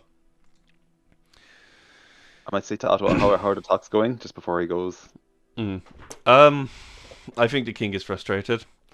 They seem to be getting nowhere. And this is less now two kings talking about the future of the countries, and it seems to slowly be delving into the bickering of siblings, with all due respect to His Majesty. I'm not sure if there's anything that we can do to help. We couldn't find any proof in Multiground of direct intervention by them. But as it would be by design, I'd assume. To even cast a sliver of doubt, that is definitely something that Vorsen would do.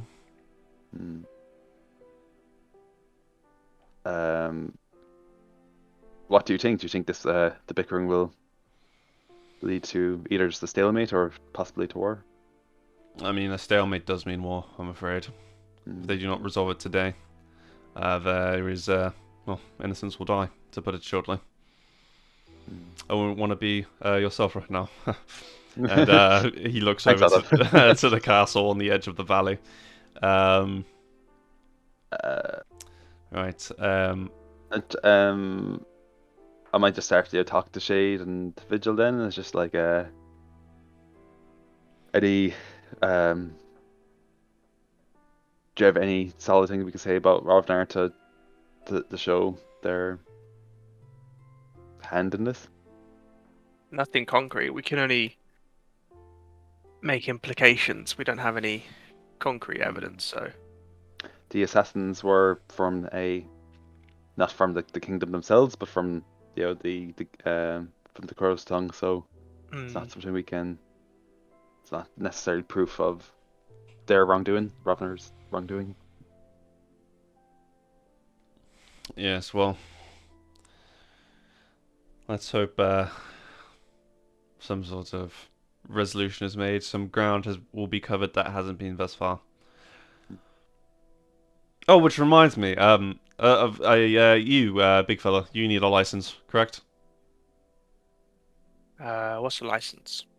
A license for what? For magic, of course.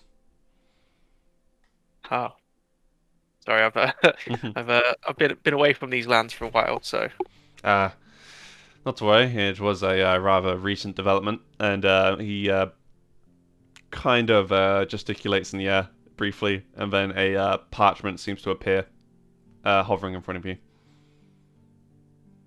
do I need to sign it or do I just like No, grab it's it? all filled out.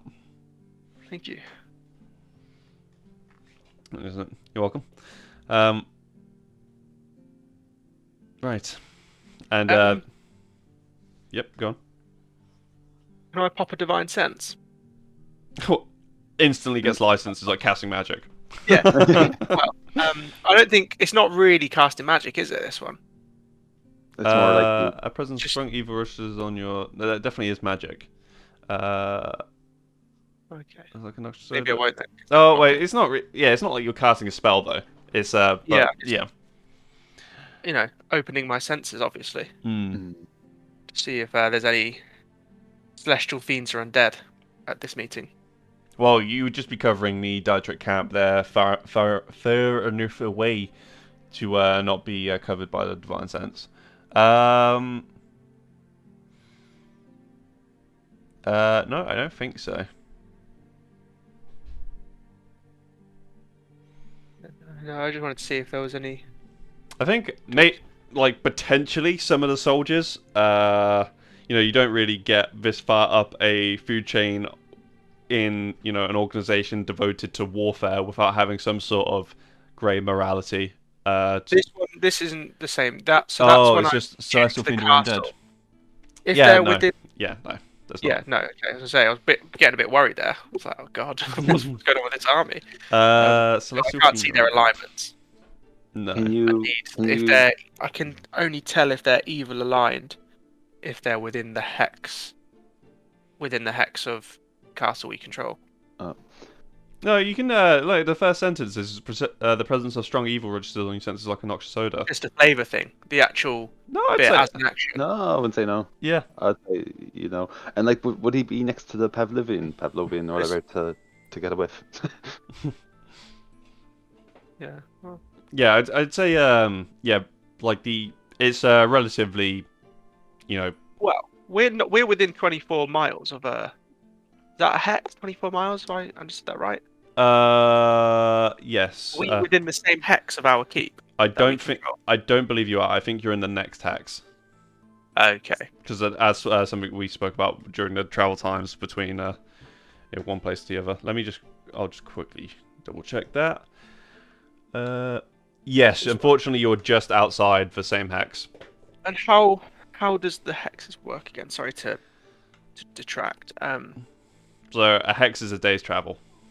Yeah, but like your range expands when you upgrade because we've got level 2 castle kind of combination. So does that expand our hex, or does your hexes only expand when you quite literally go into that area and like control it? Yeah, I Okay. think so, unfortunately. But Okay. it's something to double check on because I don't know off the top of my head. I've not gotten this far before.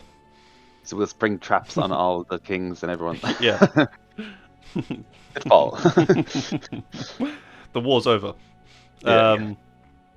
The kings will resume their conversation, and it takes the best part of the day to actually resolve what's relatively the same conversation I was having beforehand, and it's in the late evening before they finally finish, and you can tell at this point both kings are openly agitated. They're both raising their voices. Um, Would it be a type of thing where could Mother walk up and talk? She definitely. This is like talk between kings, so she definitely should not. I'm guessing. She definitely shouldn't, but she can. Yeah. Yeah. Yeah. Um, So yeah, what do you have in mind? See, not much really. There's nothing we can really say other than like stir shit, which will also lead to war. So I don't think there's anything that we can say that would just like get them to surrender the valley. Like I don't really don't think there is anything. You do notice as well as this conversation is progressing into the evening. The company has been referenced a couple of times. Yeah. By more the Rovnar side of things, and in more of a accusational tone. And as the talks come to an end, Ansel is actually pointing directly at you, Mother, and is full on shouting about the cutthroats that his brother has in his employ, who have sacked Moulderground for him. Say again, sorry. What did I say? So he's accusing you of being the ones who destroyed, attacked Moulderground.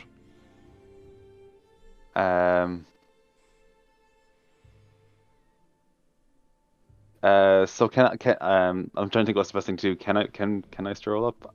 Yeah, but people are looking at you like almost expectantly. Oh, sorry. Yeah. I will. Yeah, I suppose I'll stroll up. I'll stop at a certain distance, not get too close to the kings. Yeah, get like halfway across the distance. Yeah, and I'll say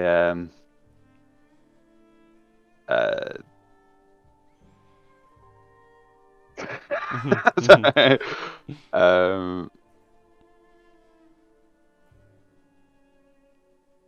To attack. Oh, somebody help me. I have to talk for Mother instead. Has he got Speech. Yeah. any evidence? I don't want to say how dare you accuse, but Moldground is our what Moldground was? It wasn't like it was our expending our village. resources looking after the refugees, Yeah. ensuring they're safe. Yeah. Yeah, I mean Haven is a very recent development. So I'll say like this attack on Moldground has cost us a lot. We have been taking in these refugees, and we're trying our best to help people you have attacked. And I'll just basically Uno say reverse. Uno reverse, yeah. And I'll just be very sort of clear that we think that you've attacked them, and like that we are trying to repair. We have, talk about Haven and how we're saving refugees, and I'll say that he's Rovner's attack on civilians like this is despicable. And Ansel will retort in a cold anger. How dare you speak to me, charlatan? You pretend to be peacekeepers, but you slay with one hand and feed with the other. Mark my words. This is not the end of this. We shall meet again, and in the coming weeks you shall fall. He turns to his brother, and he says, "This is not a threat. This is a declaration of war." And he turns and storms back to his camp.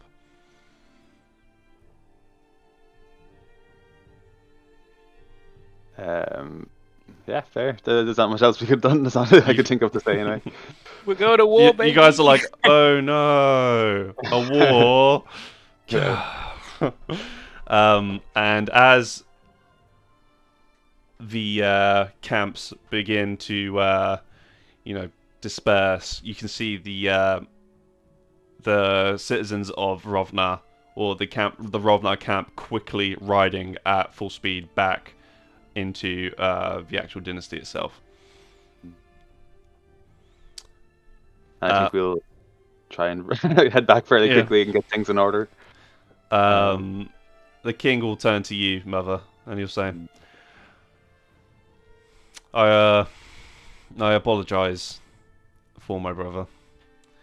He's always been a bit one of a, as you say, a hothead. I understand that, but I apologize for not being able to have any proof of their wrongdoing that could have not led to war, but they seem steadfast. Well, I need a place to retire for tonight. I am weary from today's talks. Of course, we have a room in our keep awaiting you. And he signals to his men to begin the mount up and ride back to the Roaring Citadel. Would you have, just out of interest, like prepared a feast or anything in preparation? Oh yeah, so I said I would have the. Yeah. That's why I was checking King's Castle and all that to make sure that was his room is like tip top, like new rugs and stuff, and then like a big massive feast. This is like a real. That's why I wanted the headdress as well. So this is like real like proper ceremony. It's probably the biggest ceremony they're going to have, like a king. Yeah. Coming in. Offer him your seat at the banquet hall, or you? No. You'd have him sit. You wouldn't have him have the main throne. I suppose that a king would have. Would a king have main throne? He wouldn't really though. What do you think? That's my throne. Yeah. You'd have him on beside, like so they would take. They're taking your seat, Zach. Actually. Yeah. I'll sit on the floor. Yeah. Okay, the king will actually move. And on his side, he will have him and Otto as well. Shade, sit beside me. Shade. Everyone's like.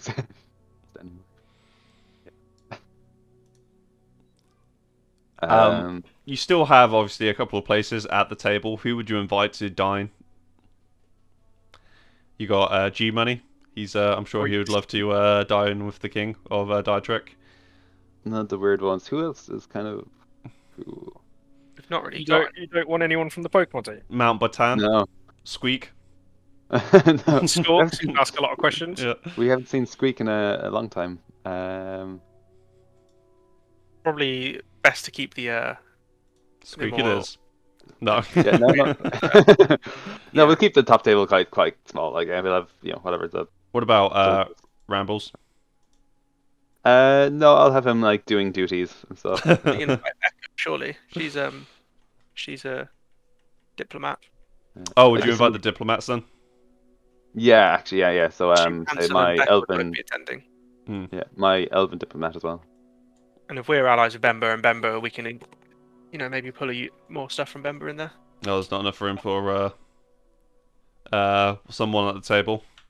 Oh no. Don't worry, guys. I don't need to sit down. Yeah. I'll donate my chair. So Becca can join.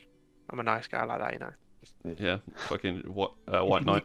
You can't fit enough food for me around those Actually, tables. fucking we'll get rid of Holly. Take that. She's busy working. Yeah, she's just transcribing a fucking teleportation circle. God damn it. Who's this guy? That's Oh yeah, elven ambassador. Yeah, ambassador to Oakenfold. His Your name brother's friend. being. Oh, Lysa. It's actually a she. Oh, is it a she? Lysa. Elves all look the same. Yeah. So yeah, I'll just have the feast going. What sort of food would you have asked for?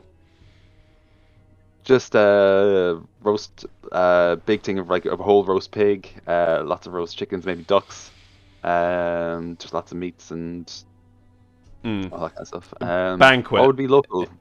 What would be local? That is interesting. That is an interesting Zombie question. arm. Yeah, a lot of the foodstuffs in recent days have quickly been consumed by the refugees. So unless you were paying like an exorbitant amount, it would mostly be like ration-esque food, being that you're a military company. But All of Actually, the powers we have, like from attuning to our stuff, says like the food's always plentiful in the area. yeah, and like I have like yeah. We can also get is it G Money who can like make banquets? oh, Sort of stalks. one A potato stock. a We day. could get him to make it and then leave. So just he fills up the Mm. table with all the food. Well, yeah, realistically, you guys are getting the food one way or another. Yeah.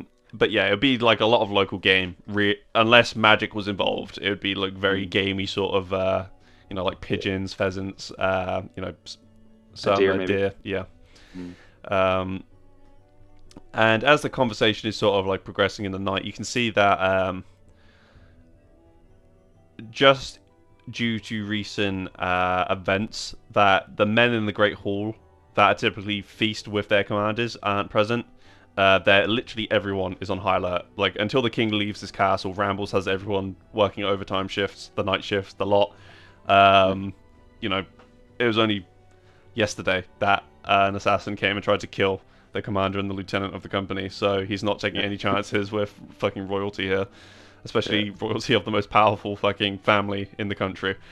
Yeah. And as the night sort of wears on, the conversation obviously is centered around the sort of recent events and the near future for,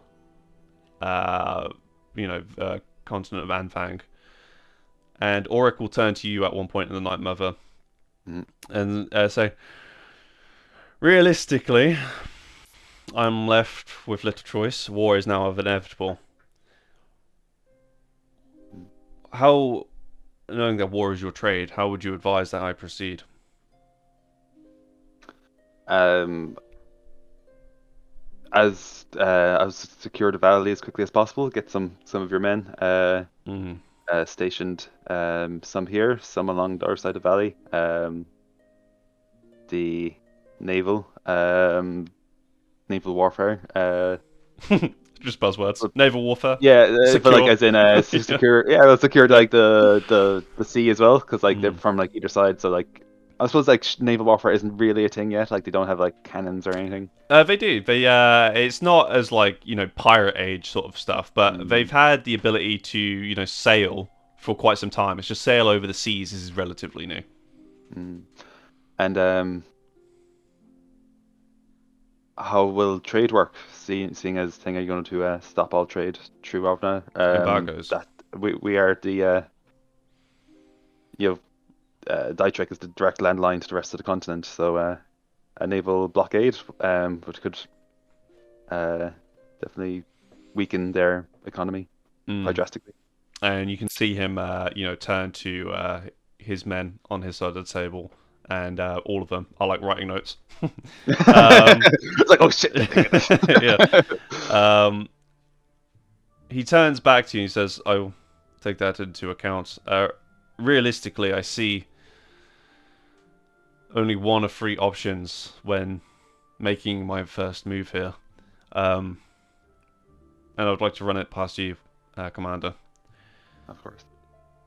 Is it best to strike at those in Rovnar, or who are allied themselves with Rovnar, quickly, such as Waltagon and Chas and Vane, and hold this valley as a sort of bottleneck for any invading forces? Or should we push into Rovnar, hoping that this forced march will give us an advantage? Or potentially, before either of those, try and drum up as much support as we can from other neighbouring countries before they have picked a side? Hmm. Pushing could be a good idea. It's just so where the front is move quickly is definitely an option. Secure as much ground as possible, but this war could go on for a long time, so allies and support would be needed. So both strike fast and gain allies quickly. Realistically, if we were to push into Rovna, I hope you understand that you and the company would be at the front. It would take months for us to mobilize the actual force. We have quite a lot of our force away. I keep forgetting names of countries. Really bad. So there's Um, Krug, Otsal, Zhaoyu, and Anfang. Anfang is the one you're on. Zhaoyu is obviously the easternmost country, and Yeah. Krug Otsal is the continent that Uncle has been to. yeah, and that's where half our company are on the way to. Yeah. Yeah, so I'll say that as well. That half our company are. I think so. I think. I would say, like, does he recommend we pull those men back? Seeing as war has now started. No, it's paramount that this war has as little effect as possible on the incumbents in New Anfang. Fair. He would also have, like, even though he is talking to Mother, he is like directing the question to your side of the table in general. So he is like looking at both you and both you, Vigil and Shade. Well, in that case, I'd say, how likely is it that, say, Welterglen are going to involve themselves in this war? Are Uh, they strong allies? Are they going to be willing to sacrifice their own men to help Rovnar? well, I would expect to. Alliances aren't really for naught. Because for now, it seems like we hold quite a few of the cards. The position of their country means we can blockade them and prevent supplies getting in. And it's, we're holding the strategically most valuable point of this war, at least for the early stages. So we can starve them and force them to march on us. We have the advantage. But that obviously means their allies then have time to mobilize and involve themselves. So what do you suggest?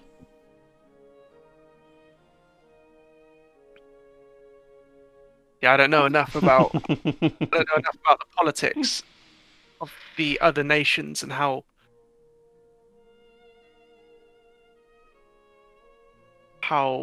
committed they are to one another. Because obviously, it's one thing to make an alliance in peace times when trades are favourable, but when it's a war and you're sacrificing your potentially tens of thousands of your own people are less Yeah, to put willing. into context, it's almost unheard of for a alliance to be like Okay. yeah, like people don't just. There's not a light decision. Like if an alliance is made, they will honor it.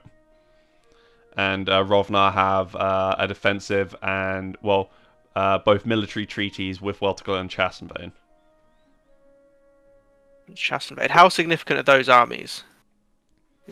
Welterglen. Well, you wouldn't be aware of that. Weltglen, you would ask that, I guess. Chassenbane is of relatively the same strength as Rovnar, maybe a little bit stronger. Where's Chassenbade? It's in Western Anfang. Oh. And Weltglen is considerably weaker than Rovnar. Pearl Island and all that. So Chassenbade realistically is going to take them But yeah, it'll take them months to organise. to get the news, get ready, and get over. Welterglen. I mean, we don't really have much of a relationship with Welterglen anymore. Not enough to convince them out of it. Well, this is the thing. You're not going to be able to convince Chassenbane and Weltglen to not join in the war. That's not what he's asking. The only country that currently is kind of up in the air is Ravenbrook, because they're allied with both Dietrich and Rovnar, so they have to break one of those alliances. Or both. is there a higher quality map we can look at? I'm just trying to read the towns' names. If you open it in a new tab, you can. Yeah, I'll leave you guys to here if you want. Oh yeah, open a new tab is better. Oh yeah, that's perfect actually. Yeah. So In that I case, would recommend that we move quickly. Yeah. Cut Rovnar straight down through the middle. Well, not through the middle, but through. If we try to take Sliverquay. Sliverquay, Sliverquay. Yep, you got it. Sliverquay. Just cut through. Then that means we'll cut off the eastern side of Rovnar. that could be a good backing as well. And from there, just slowly proceed. Where does Oakenvolt sit on this situation, considering we've got an envoy with us? They are obviously their diplomat is with you, not with Yeah, Dietrich. of course. But And was it Elisa? Did you say, Ray? Yeah. Yeah, Elisa will say, Oakenvolt does not concern itself with the ongoings of humans. We will protect our own borders and stay out of the ensuing war. would staying out, when you say protect your own borders, as in you wouldn't allow, say, Welterglen's army to march through your lands? No, I imagine our borders will be closed relatively soon. Yeah. So then if we can get Ravenbrook on side, Welterglen can't get to Rovnar. So then we just Only by push. sea. Mm. Yeah. But At this point, boats are made of wood. Becca will speak up. What about the low roads? What are the low roads, sorry? The Underdark. The Underdark. Yeah. I don't think humans would march their armies through the Underdark, would they? That seems like a bit of a... No, not the. You see, the Underdark is from the broken low roads, where during the Cataclysm, the large underground highways were fractured. There is still one intact between Bemba and Bagladur.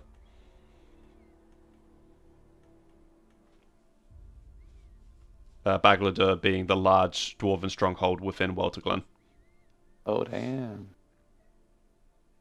It would Uh, that would reduce the traveling time from Bemba to Welterglen from nearly a month to less than a week. Of course, that would mean you'd have to deal with wait, let me find his name. sorry. Uh, Is that something like that, isn't it? no, so that's like like her father, who she's speaking on behalf of, is like your stalwart ally. Like you're pretty sure like you could convince him to do that, but it's from Krazag Mugdor, who is the from of Baglador, to let you out the other side that you would have to convince. And he is known, even for a dwarf, to be notoriously stubborn. I mean, that's, say, Barag, the same, please. But, so that's still favourable for us, though, in the sense that it's extremely unlikely he'll allow, there's basically zero chance he'll allow Welterglen's forces through. Aye, but if there are any of Silver Tongue amongst you, potentially, convincing Krazag to let our forces out, we could rapidly deploy our forces into Welterglen before they have a chance to really secure their own borders. And even if they do, I mean, you're put smack dab in the middle of the country. Mm. But that could be, I guess, an option for later, because Rovnar's is going to be a harder one to deal with, so the less time they have to mobilise and reinforce, the better, really. No, I agree. And you can see Otto at the other side of the table say, but what you're not really taking into account there, Master Chronicler, is that Welterglen and Ravenbrook are on the other side of Dietrich. A war on one front is way more preferable than a war on two. Yeah, I suppose I'm making this assumption on the basis that we can convince Ravenbrook to side of Dietrich. Is it Ravenbrook who has an alliance with both? Yes. Because, in all fairness, at the peace talks, it was Rovnar who made the declaration. But they're both. You can see Auric pipe up now. He says, "If my brother has tried to blame the sacking of Molderground on us, he will use that as us declaring war on him. Even though we know this to be a false pretense, the rest of the world may not see it that way." So I suppose the highest priority then should be getting Ravenbrook on side in the short term. With Ravenbrook on side, Welterglen are a bit fucked. Vigil. Language. Don't none of your old words here. Because if we take the low roads to Welter Glen, it's still going to be Like, are we wars on two like fronts, right? why kind of are we talking about taking? Are you talking about taking Welter Glen as well? So if they So Welter decide Glen to, are 100% siding with Rovnar and going to attack Dietrich. okay, and they want to say, do we attack them first because they're the weaker ones? Just they could like use that as a chance to But it's take still Welter not going Glen. to be quick to take them out. Yeah. Yes, but I assume it's going to be a lot easier to take out Welter Glen than it is Rovnar. Rovnar is noted for its hardy defenses in its people being resilient as it is. They're being quite resourceful. Welter Glen is almost a kingdom falling apart. Either way, we would be on the border between Rovnar and while you're taking Welter Glen, we would need to stay here to protect the border. That is true. But potentially, with the added invent of these low roads, we would be able to get a force to garrison the Roaring Citadel before Rovnar are able to march forces here, allowing us to be able to strike at Welter Glen before they have a chance to react.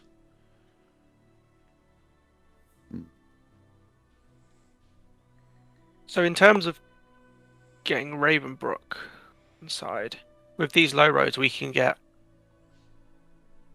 Do you say Darborador was where we're heading to? No, Baglador, which It's is right in in the center of. Welter Glen. Yeah.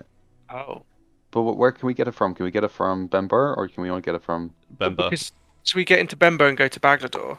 Hmm. That should help us convince Ravenbrook on side, because then we're helping them garrison against Welter Glen. And correct me if I'm wrong, Commander, but doesn't your company not have some sort of relationship with the king in Ravenbrook? The previous company were forbidden. Yeah, but we did Uh, have a bit of relationship with Annette. It seemed from the we, reports of my own intelligence agencies that it was the king who was shielding much harsher consequences for yourselves. yeah, we did get on with the king, but But yeah, then, so he's essentially someone we talk to. Yeah. Didn't we essentially do him a favour, but he had to get rid of us for the Yeah, people's politics. eyes, Yeah, we rather we than rooted his out own? one of his advisors was working with the Crow's Tongue, and was summoning Balgora into one of their a section well, of the city. the Balgura was the Raven's Eye. I thought it was the Crow's Tongue were doing that, and they were making it look like the Raven's Eye. I thought that was what the note said that we found on Darius' corpse. You'd have to remind me, but I'm pretty sure that Yeah, yeah. because that's what we thought originally, but then we went into the thing, and we found on Darius that there was like a note. Obviously, Darius was working with them. There was some Mm. notes, and I thought the vibe was they were summoning the demons and then blaming it on the other gang because it would be more in line with the other gang's Mm. role. What would you ask us to I ask can't of the remember. I'll have king? to look at the episode notes. Yeah, of his support, is it? Or of his support, or if he's like a truce where they will not. Well, Uh, that's just to side of us because they've already got an alliance with us. Yeah, undoubtedly, Rovnar will be sending a diplomat to Ravenbrook as we speak to capitalize on their relationship. I think it'd be wise if we do the same. That being said, this is why I defer to you, Master Commanders. I'm not sure what is the most pressing issue, because even a short discussion with Ravenbrook will take weeks, and the king will not likely want to enter the war at all. But in that time, potentially we could take Welter Glen or make a start invading Rovnar. As I say, it'd be yourselves at the front of this situation, so I'm keen to hear your preference. My preference would be push fast and take as much ground on Ravnar as we can while they're not ready, and push the border I think, ahead. yeah, that's the play. I'm not sure if us speaking with the king would be the best for Ravenbrook. Although he does quite like us, I'm not sure it would be. We could side him either way. If you want to bring soldiers to support us while we go to Wells Glen, we are happy to do that as well. But my personal preference is push forward quickly. If we can push forward and take Rovnar, we can. Surely Welter Glen will be once if Rovnar has been fully defeated. Welter Glen could be talked into a surrender and peace without the additional loss of life. As they're not, if they're Suppose weak than Rovnar, they're not going to want to carry on fighting after Rovnar's already been dispatched. If we can dispatch Rovnar before they've had a chance to prepare their armies. it would just depend on how many men are left over. Says, I think you underestimate the capabilities of Rovnar tremendously. Underestimate or un- overestimate. Underestimate. You guys are talking like, oh, we'll just push into Rovnar and take the country as quickly as we can. Well, But this I'm is saying, gonna like, every inch is gonna feel like a mile. Is the sort of sentiment that the king is getting across. yeah. Then Welter Glen is to start them. Like he's deferring to you because you know you might. It's all really realistically like, out of game. This is all based on dice rolls, like how well you do. But like Rovnar is the end game. Like that's the boss, right? Yeah. The other countries are sort of like the side quests. I was just thinking if we could somehow, I don't know. I mean, if he can promise us kind of safety for our fort, we could deal with Welter Glen. Yeah, I just feel like Welter Glen's Bit so low. far, and I'm guessing Welter Glen's a bit of a shambles. So are they even really like? I see the idea of we can take them out quickly, but are they even worth worrying about? The country Like- itself is relatively poor, but their armed, their Lycan main guard are noted combatants. The wildlife there is particularly hardy. I think from reports you would agree. Well, what about then? This is a bit of a dark one. In the Red Clay Mire, there is a seemingly large black dragon. What if we goad it enough to just destroy the capital and then leave? Because then they'll be distracted with the results of a dragon. You can kind of see all the king's advisors look at one another, then back to you. Like horror. Yeah, not in horror, but like not even something that they'd considered. And slowly, Otto will say, "Do you think you would be able to convince the dragon?" I have no idea. I was thinking should less take a second convincing, thing. more Star.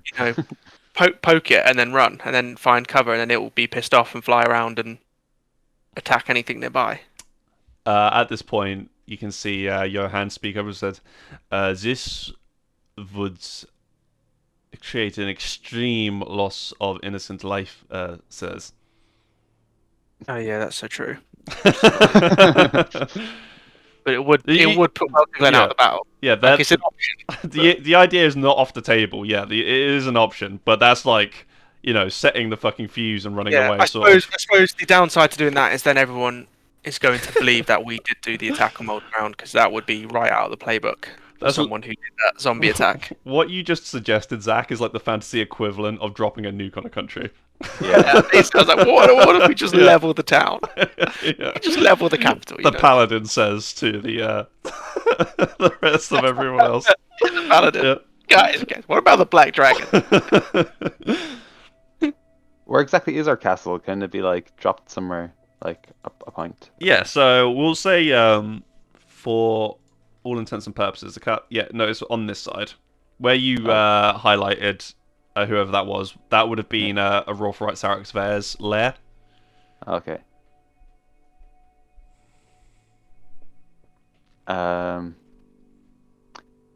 Personally, if they want to go after Welter Glen, that's all good. But like, I don't see why we should like travel so far ourselves. And Weak, isn't it? In the yeah, like isn't like have their towns and nobles on that side, the north side, go deal with that. No, absolutely. But Yeah, I think it is actually the best strategy. If Rovnar is going to take us months and months, potentially years of war, then the smart thing is to put Welter Glen out the fight in the first place. Because the longer this goes on, the more valuable Welter Glen being left in the fight becomes. Yeah. And the thing to bear in mind as well, like the attack on Welter Glen would be through the low roads, which would be like a surprise assault. If Dietrich were to move its forces, it wouldn't have access to the low roads because they don't have the relationship with thank you with Bemba like you guys do. Yeah. Would Bemba be interested in getting involved in anything more than allowing us to use the low roads?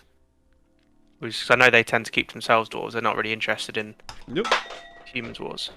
I mean, you could speak to the Flum, Becca says.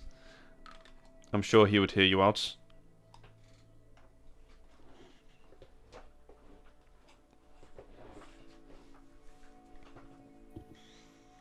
Obviously, we do not have the forces such as Dietrich or Ravenbrook. What's our first action, first steps?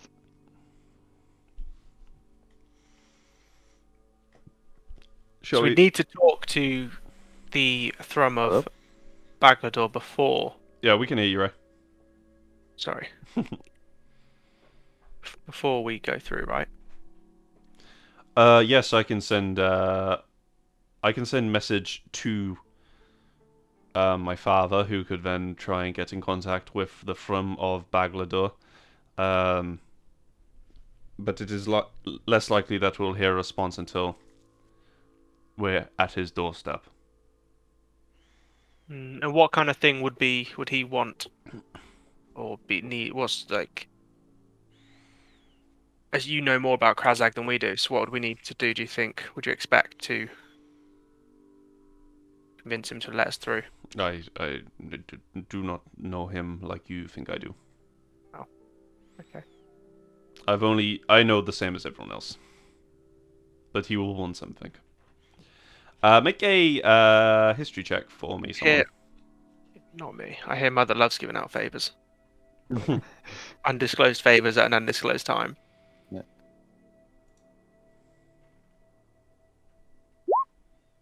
Wow, sick, John.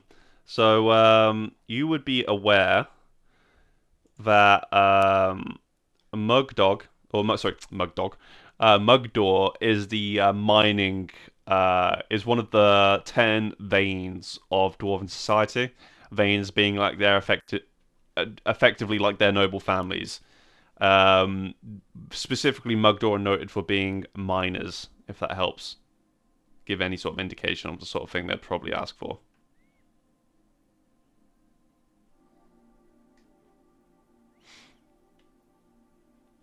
So is that like mining equipment, stones, or the opposite of that? Like the act of. They So want us to mine. no, but it might be something to do with like securing like a particular deposit or some. Oh, okay. You see what I'm saying? Access Like code, think about what a yeah. miner would want. Like Or like the job we had to do with trying to clear the roads. mm, That sort of thing. yeah. Rolcaldal, which is Becca's family and Dory's family, they're the noted vein of smiths, dwarven smiths.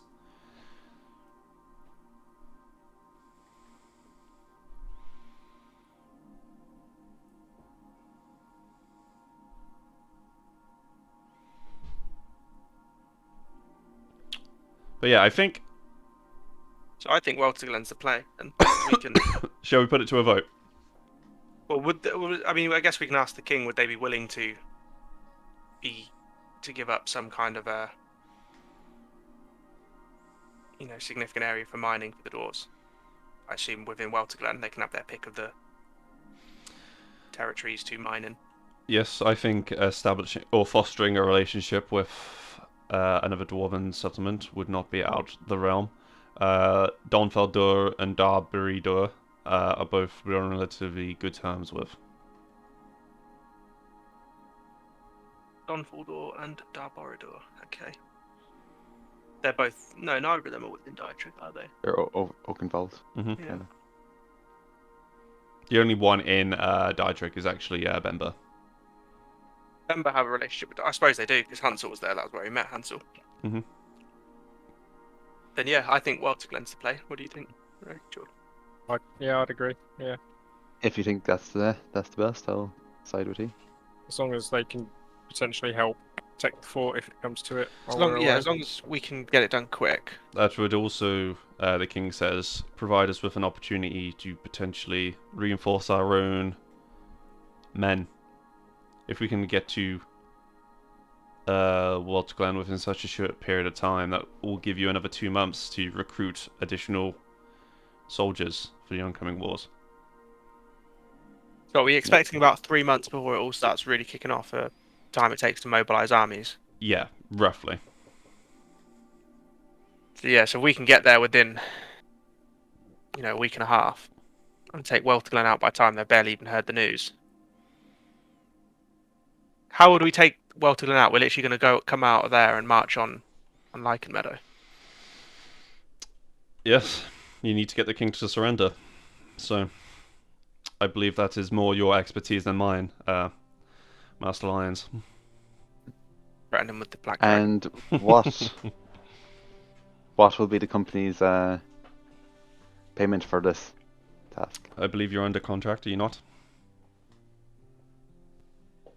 Yeah, I suppose the contract's been confirmed. We just need to confirm the Yeah. details on We're like this. taking countries for them though. Like I want a country. Frick that. But you They could just want- try and argue that the now taken Welter Glen will need a what's the word? A regent. A regent. But do you really want to be spending all your time up in Welter Glen? A shithole Yeah. with the Black Dragon just down your road. Yeah. The starting point. Yeah, rife with fucking werewolves and crime lords. Yeah, exactly. It's such a great place, and I suppose Mother hasn't seen it, but yeah, it's a shithole. You'd be Yeah, better it's off cool how trying to be different it like was, a actually. region of Rovnar or a more significant area. Yeah, Ravnar is kind of what you want anyway, but So yeah, shoot. The king will say, "We haven't really discussed your payment." personally, I would like more territory, be it in Ravnar or somewhere else. But Or somewhere else. I'll be open to it. If we're taking areas like Weltergen or other places as well, we'll be open up to other regions. But Ravnar would be, as we have our base here, would rather extend our region. You can see the king look at his advisors. Johann kind of raises his eyebrows, looks up from his suit, and says, "It's up to you, Your Majesty." And Oracle turned back to you and says, "It is noted between my close confidants that I do have a wish, and that is to re-establish the Oberak Empire." What would I note that as? Like, is that the whole continent? Make a history check. You also spell that out. You need to pick easy to spell words, man. So many of these words Yeah. are so ambiguous when you say it was like this could be spelled like 8 different ways. Sorry, which one did I press? Oh, that's still decent. So the Oberak Empire, back in the Age of Rekindling, spanned the entire eastern continent of Anfang, and it was ruled by the Dietrich royal family, but then fractured during the age of the Endless Age, the Dawnless Age. Dawn. Yeah, Age without Dawn. So this empire, was that before or after the Worm Coal? That was, I believe, before, yeah. And then what part? The Worm Coal and the Age Without Dawn would have kind of broken it up. Yeah, so the Worm Coal is like almost like a planetary conflict, I guess. Like it would have been like on multiple different continents. And back in the Worm Coal, it would have effectively been East versus West on Anfang. Like Western Anfang would be for the dragons. Eastern would be for the the giants. Hmm. A lot of the architecture actually in Ungebrochen, it would actually be made from giants. The Castellan of the Dietrich Royal Castle is actually a giant. Castellian being the He looks after the castle. Oh, that's cool. Like he's kind of like the groundskeeper and the man in charge. Like he's like the first mate on a ship, effectively. Like when the king's not there, he's top dog. But only in matters pertaining to the castle, not like government or stuff. Yeah. Yeah, we've not actually been to the capital of Dietrich, have we? No. Travel's not taken us that way. Maybe in the victory parades. Or, you know, the final conflict where Rovnar sweep through Dietrich, destroying all the settlements and are sieging down the capital. Yeah, depending on how the fucking rolls Yeah. go. Jesus Christ. So would that be like by east? Do you mean Oakenwald, Ravenbrook, Walter Glen, So and Ravna? Everything on this map that was once in the Overhouse Empire. Oh, so the whole thing. So Okay, cool. in the top left, where you can see Breakhold getting cut off by the border, that's like a chokehold between the east and western continent. Yeah. So there's like You can another. actually walk to the western continent. Yes. So like this landmass is effectively half the continent. I love the way how this whole campaign expands from like the map in Yeah. Walter Glen was like it felt huge, and next thing it expanded with Ravenbrook, and now it's just getting bigger and bigger. But how did the ambassadors react when?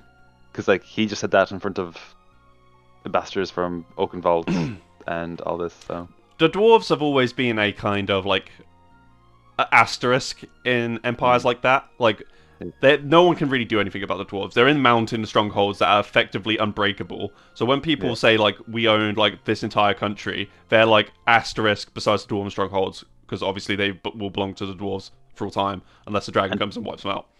And Yeah, the how dwarves about don't the really Wood care Elf? about anything above the ground, do they? So Exactly. it kind of works out well. and how about the Wood Elf investors? The Wood Elf ambassador as well. Very. Her reaction will be very subdued, but knowing her like you do, Ray, you can tell she is troubled. Yeah. The humans haven't been particularly kind to groves in the past. Especially ones that don't want magic banned, kind of. Yeah. Yep. Are you a human, Ray? Is mother human? Mother's human, yeah. She grew up with like human druids, but like there's like Okay. there's wood elf ones as well and different circles. Yeah. Ray's mother's grove is in Oakenvolt or in that surrounding area. Like Look, right, between that right, exactly on the border. and like where the river is there, kind of.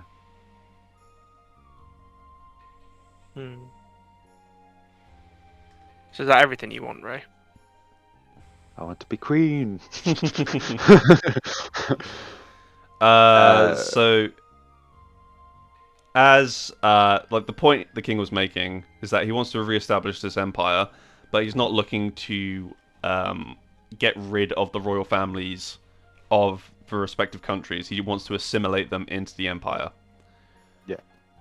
Rovnar, currently, their only king, in the opinion of the king of Rovnar, is that he's a pretender king. The Rovnar royal family belong on the throne in Rovnar. He wants to put Elias back on the throne. He hasn't said that because Elias is obviously on his brother's side, and last time, you know, he had the opportunity to become king. He bestowed that, I guess, title on Ansel instead. There are other Rovnars out there, but the entire family was almost culled by, you know, the rumor of the plague.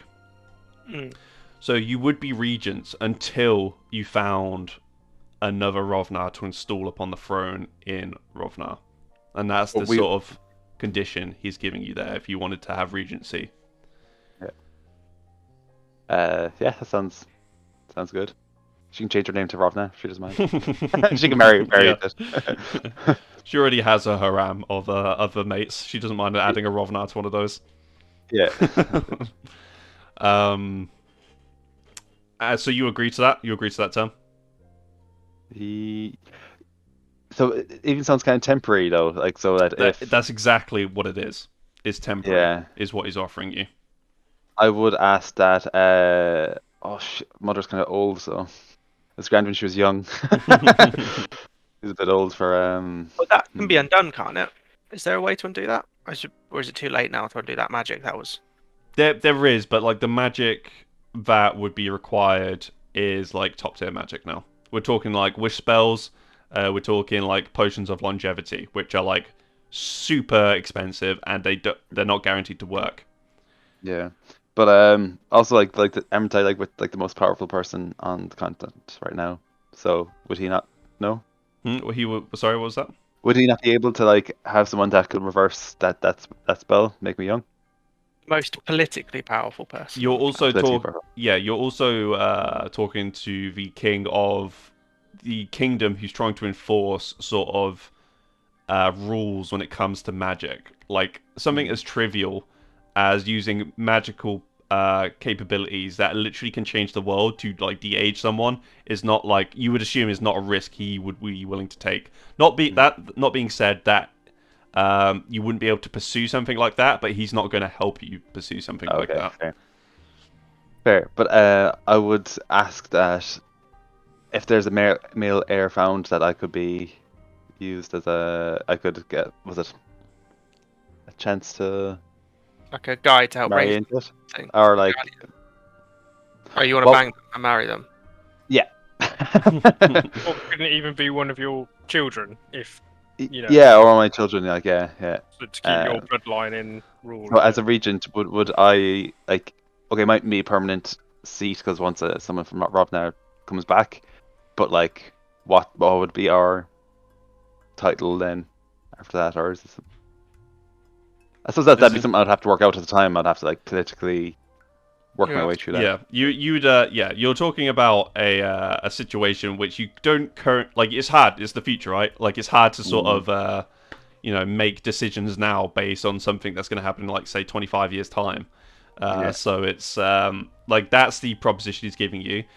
In terms of that sort of marrying side of things, to like legitimize your claim on Rovnar, Mm, mm, the answer he gives you is this effect of like you'll have the same chance as everyone else. Like he's not a fucking slave peddler. Like it's up to yeah, the heir of Rovnar to decide who they wish to marry. that's fair. But yeah, I'll agree to that anyway. So that's good with me. Cool. And Uh, everyone, sorry, carry on. Level up.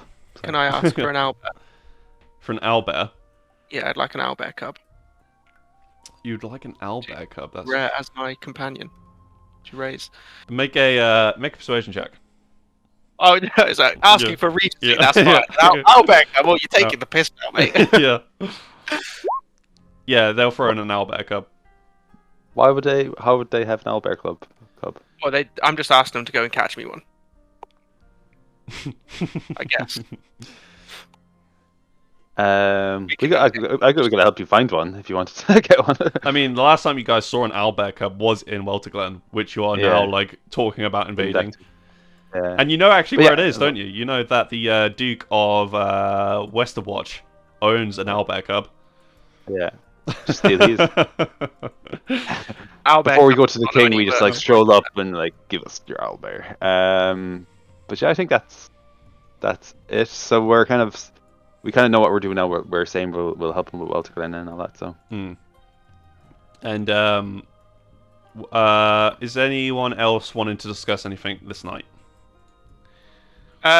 In just the general conversation, I'd have liked to have spoken to anyone really who could tell me more about the Hydroon and if there are any left, and where they typically reside, because I don't know anything about them since I was last here. Yeah. Make a charisma check. Just Black charisma. Oh, Woo! Yeah, so you'll sneak down into conversation, but very naturally so. There isn't a ton of Hydrogen, obviously, on the continent at all, or in the world. There has been reports of some in Krugotzel. One of the warrior kings over there was known to be a Hydroon. Obviously, there is Caldertoft to the far north. That is a Vigafara settlement and has a Hydroon running the gaff there. What settlement? I think. Caldertoft.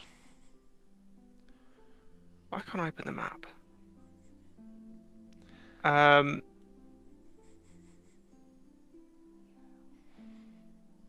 The thing I wanted to ask there. Sorry. So it's in the north, and the area is Caldertoft, Hmm. but the settlement type. Is Vigafara.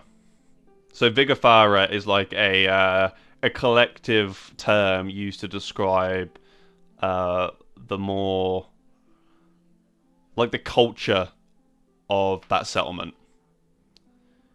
Like there is they're like a Viking-esque people Yes. who respect like strength, but not in like the physical means, but in like a more metaphorical sense. But it can also be physical. If someone's stronger than someone else is witty. If only there was a stat point system to represent that in people. Right. Cool. Anyone else want to discuss anything? Nothing comes to mind, no. Cool. Yeah. As the night carries on, at one point, Otto will excuse himself. My liege, I need to get back to Ungarokken and make arrangements at the academy. Auric will dismiss him, and he will teleport away. And again, in a sort of gets sucked into himself. The king eventually will be go to the front of the table and say,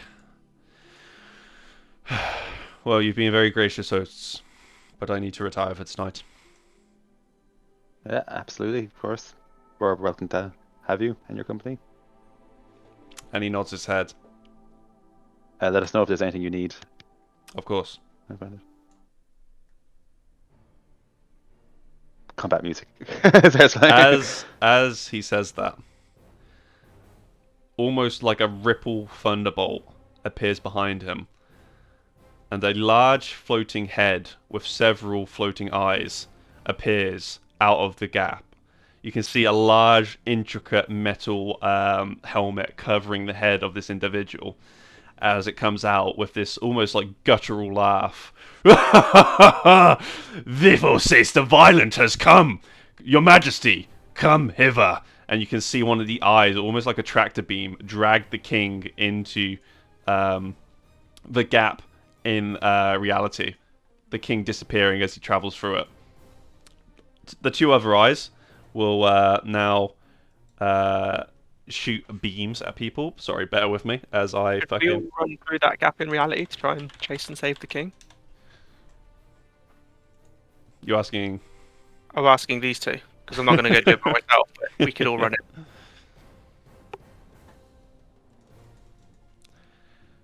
Do we all gonna run in, or what are you guys thinking?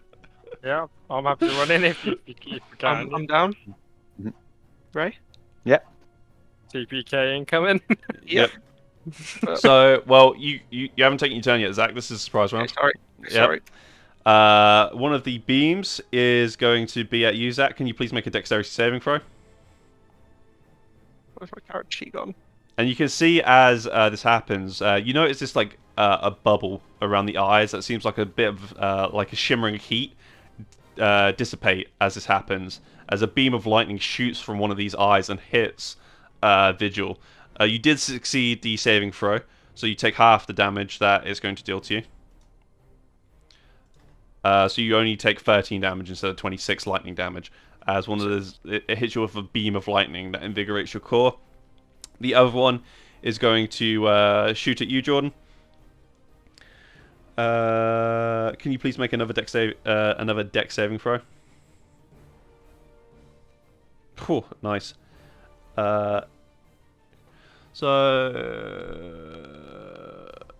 So you dodge this, as you see almost like a miniaturized fireball appear behind you and just blow up, catching some of the tapestries that hang this wall on fire. And still laughing, Vivaces will retreat floatingly into the portal behind him.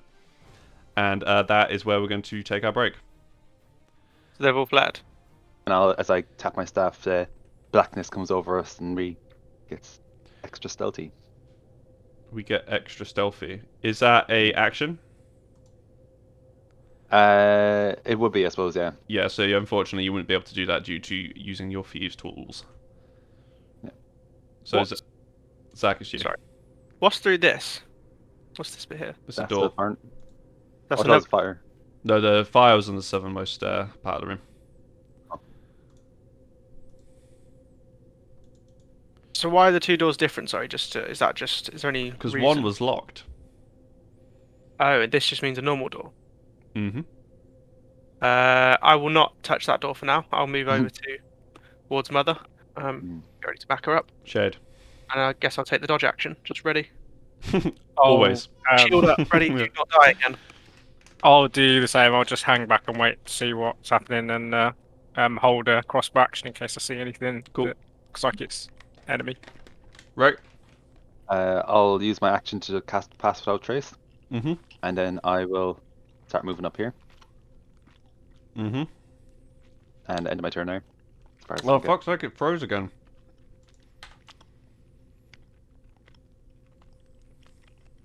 Very slow, guys. So don't go too fast, please.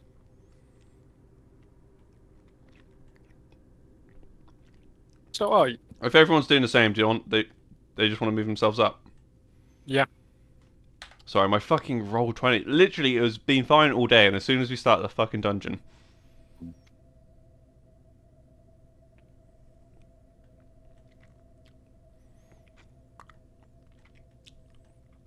Cool. Back to you, Ray. It's now a locked door, or I look at the door. What does it look like? Isn't it? It looks like a wooden door. And can I look through? Can I check if it's open, like very slowly? Yep.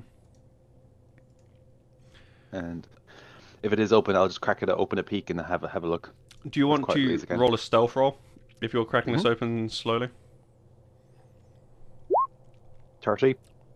Oh, And you peer into the next room, and you can see oh no, did the thing. luckily the door's recently been oiled. You look into this room, you see three humanoid shapes. They look off, though. You can see the skin is almost grey. They're not wearing clothes, but more like rags. Almost like cavemen, like a degenerated human. Thin strips of wispy hair seem to come down to the sides of their head, and they have these large clubs that seem to be made out of some sort of femur. Not unto like that of a human. They do not seem to have noticed you as you open the door. This room very much looks again like the stone wall of the room you've just previously in, but there are bits and scraps scattered across the floor. Yeah, and I'll say to the people, lad's mind, I'll explain what I see and tell them be ready to storm in, and we'll catch them by surprise.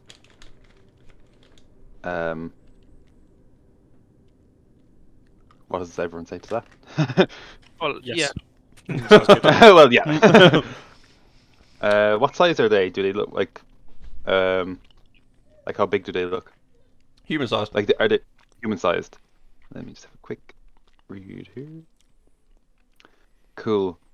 And as like she cracks the door open, she will turn into a giant toad and burst into the room. Try to aiming to go to here. That's okay. To go to where, sorry? To here, and be a giant toad.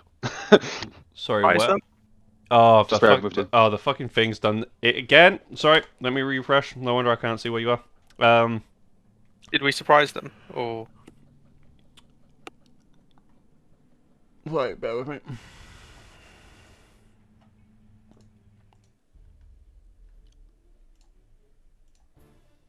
I fucking hate the song. did you see Wizards of the Coast bought D&D Beyond? Did they? Oh, no way. Yeah, so it might be getting integrated into a better, like what Roll20 is. Hmm. That might be a good thing. Hmm. Maybe for the future, because the problem at the moment was that I could never justify D&D Beyond because it's like if there was like a code that came with my book, I would love D&D Beyond, but it's not. Yeah. Yeah, Um, it sucks. Yeah. They are surprised. Books on their site to like incorporate to be able to use stuff from it. Eh? What do you mean that your books don't come with a code? Because like 'Cause you have D&D to, Beyond like, was rebuy everything. exactly. So I always wanted stuff for like on tablets, for example, because it's just convenient, isn't it? Like if you're going around someone's house to play D&D, especially, like I used to have to lug literally like 2 backpacks worth of stuff and a case full of minis everywhere. Yeah. So it would be nice just to have it all on tablet. But anyway, Ray, giant frog, you jump in the room. This guy turns around and he goes, "Wah!" as you start Can to approach I- him. Yeah, can I bite him this turn? Yeah, yeah. So I'm going to do Toad Bite. 18 Yep, it hits. and 14. And I'm going to go for a swallow action on top of it. Jesus, no fucking. Fuck! Drop my phone. All part of the plan. Alright, I think. Let's see. Oh, it's a bit different to your toad. I should say that I'm swallowing it before. Mhm. Okay. So you don't need to worry because it's dead. Oh, okay. Cool.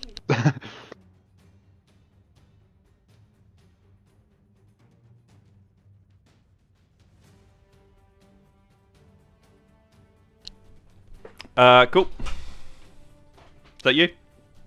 Yeah. You still got movement? Do you have 2 attacks with a giant toad? No, just one. Okay. That's the end of my turn. Nice. It is now a you, Zach. Actually, let me Yeah. roll these guys' initiative as well. Nice. Cool. Come in, and I'm gonna club this guy straight in the skull Oh, twice. okay. Like the thing stopped fucking working again. It's fine. I rolled an out. I crit Jack. It's a surprise round, so you do get advantage. Oh, get it in. Yeah, 25. Nice. Yep, that hits. 11. And he's dead. Oh, So how does this look? How do you want to do this? Like as I kind of run in, already swinging my flail around the side, kind Hmm. of clubs into the side of his head, and I guess just him and his skull are crushed against the wall. And then I can't actually reach the other one. Yeah. I don't have the movement, so I will growl at him menacingly. I mean, you could throw your flail.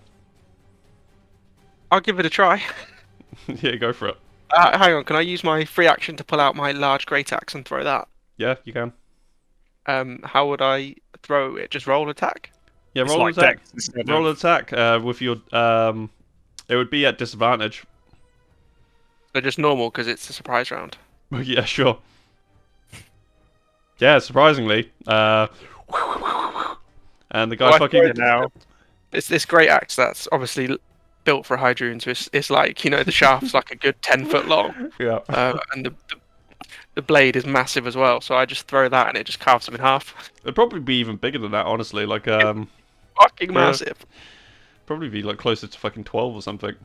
Yeah. So that's just like literally split him in two and is now impaled along the wall there. Wow, you guys did way better in that combat compared to the first round. This is why I hate you as GM Jack, because you never every combat you're like it's either really easy or like almost a TPK. yeah. Yep. Okay. Nice. Fuck. Okay. Confidence back. I'll go grab my axe. It's a great sword, but you do you, King. It's a great axe actually. Yeah. This is why you need a fucking circlet of intellect. Yep. What's everyone doing? You staying as Toad, Do right? we, I'm thinking, do we see anything around the corner? Like, I mean, up ahead. Sorry. Oh, let me actually. You're not wrong. If you look at now, you can actually see into the room to the north, which is a giant sphere of a room. Well, that looks like a trap. Yeah. In the middle of which is a fountain that's lightly bubbling. Effigies of fish squirting water from their mouth surround it. I'll turn back into myself, and I will cast the Pastoral Trace again. Mm-hmm.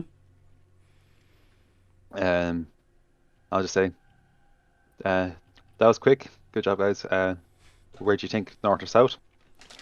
Big room to the north, a few doors to the south. I like should it how maybe- you're perfectly orientated in this unknown room. Yeah. Oh, Have a look to the south, I think. Well, we should have a try and peek through those doors if we can. And then see what we can see, you know.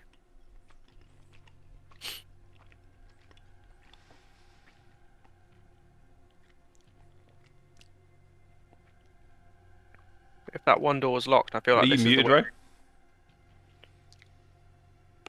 yeah. Sorry, I flipped the coin for it. So we're gonna go for the door to the left, bottom left. Okay, you're just opening it, yeah? Can Just we trying to see if it's open, but get Yep. ready Okay. behind it?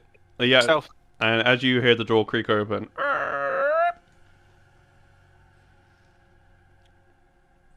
nothing. Looks like. Can tried it. I stealth down a little bit? Just peek around the corner. yep. Do I need to make a stealth roll or anything? No. Okay, all good. And as you look around this corner, almost in like the psychic recess of your mind, you can hear Viva Sace laughing. But I feel like that he's in. Do I feel like he's messing with us, or is he in this direction? Well, there's like a fucking 2 rooms on a door that lead into the same corridor. Oh, okay. He's just Grand. A bit of a maze, this place, isn't it? He's trying to fuck with us with the room, the building design. Yeah. I ask people in their minds, proceed this way or head to the weird fountain room, the creepy one. Something in full cover means like if they're on the other side of a wall, that's in full cover, right? Yeah, So I wouldn't be able to divine sense anything here. no. Well, you can, but like, not. It would just Yeah, be these guys. Okay, well, Carry on going ahead. I can decide. I think we should. The fountain is something. Well, Maybe. actually, if we like do a mental map, the door that was open, or the door from the thing, goes north and into that big fountain room, which is the way they probably want us to go. But we took the locked room to the right. So maybe if we continue down You this way, reckon this room would have taken us up kind of into this area? yeah, and into like a more fighting, yeah, because you can see like the door, well, possibly. But like, isn't that the way they wanted us to go? Because that door was open. We went through the locked area, so maybe Think, we're Zach. Think. Yeah, Always and do then the unexpected. like. if he's a very intelligent creature that is fucking with us, he'd want us to think that and would so lock the door. So we should do the exact thing he. Yeah. we should do nothing, and stand still, and then he won't be expecting that. We'll actually think- go into the room with the king, kill the king. He'll never see that Yeah. coming. Yeah, exactly. That'll throw him. We just charge the kick. So I tell people just to follow along behind me. We'll move up, and once everyone's moved up, not through that door, not through that door. We'll look around the corner. If you're still there, Jack. Yeah, sorry, my thing keeps cutting in and out. I'm just trying to find where I am. Okay, so, nice. And you'll look around the corner. And we're still stealthing, bye bye. So This game needs passive HP regeneration, you know. There is, you Yeah. have a sword that does that. did you? Yeah, but that's, change it? Not for me, Jack. Not for me. I should probably start using that one because it's better than what I have. Pretty good for you, yeah. Well, I'm not a fan of people who use fiend magic, Ray. I don't care. I gotta walk up to the door and just do the same thing. Check to see if it's open. And stealthily try to open it. Okay, bear with me, because my fucking roll 20 is giving me a fucking migraine.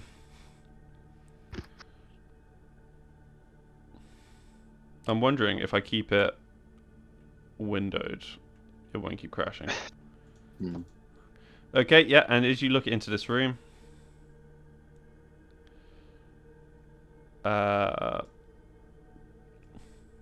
you see a large empty chamber that is seemingly filled with a small forest of statues.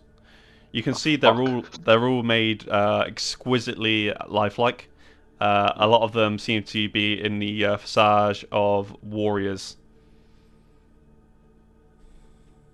I move back up, speaking as I tell him, yeah, room full of statues, definitely a trap. Also could be him fucking with us. I think no matter what route we take, they're going to be traps. There's not. I don't think he's actually built a safe route through. Hmm. Um, so I think we continue this way. Is this like a typical observer lair?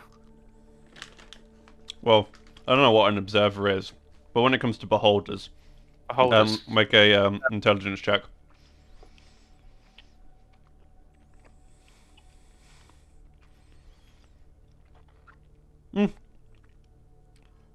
Yep, Yeah. they are strangely intelligent but aberrant creatures. Like, you can tell that it's like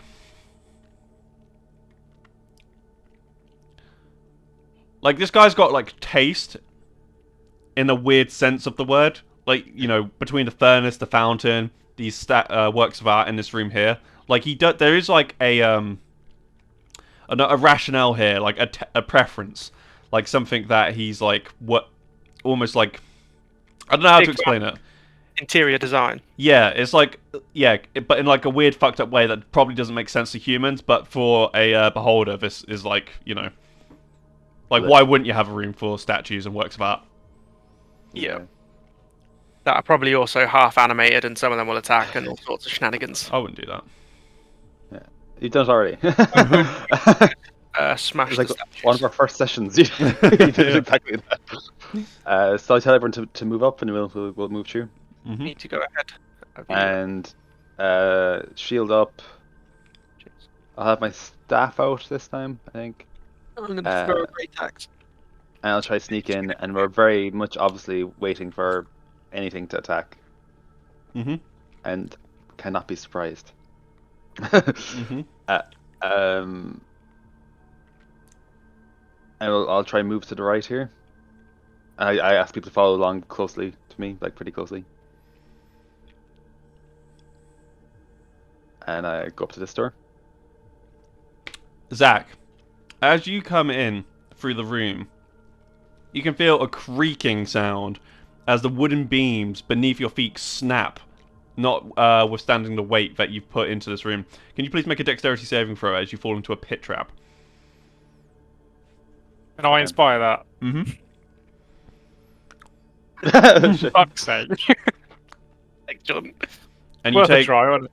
you take 5 points of piercing damage as your armor protects you vastly from the majority of the pit trap. And as you kind of get up after the fact, you see a lot of those sharp points bent under your weight. Yeah, it did a very good job. I'll just not get back up just yet. I'll just kind of hang around. You're just like above the ledge like this, just like waiting. Designed for like most people to not be able to get out, but I'm just kind of leaning on the floor. Yeah, and I'll try this door, see if it's open. Yep. Are you just opening it? Yeah. Well, I creak it open and have a look in if I can, and do it Good. like same as Do you before. want to make a stealth? Plus 10. Super crit. Whoa. Nice. 33. And as you look in, you can see some of these almost Seen them. ape wolf-like creatures that you would recognize as though being quaggoths. Hmm. None of us would recognize these. Was Mother there? Yeah, Mother would. I'd say. Mother's been around for quite a while. I thought everyone Yeah. since that point had died. Yeah. Yeah. So I turn around. I say to them in their minds, "There's three Quaggoths ahead." As you know, Zach did just fall down a 10-foot pit trap, making quite a ruckus.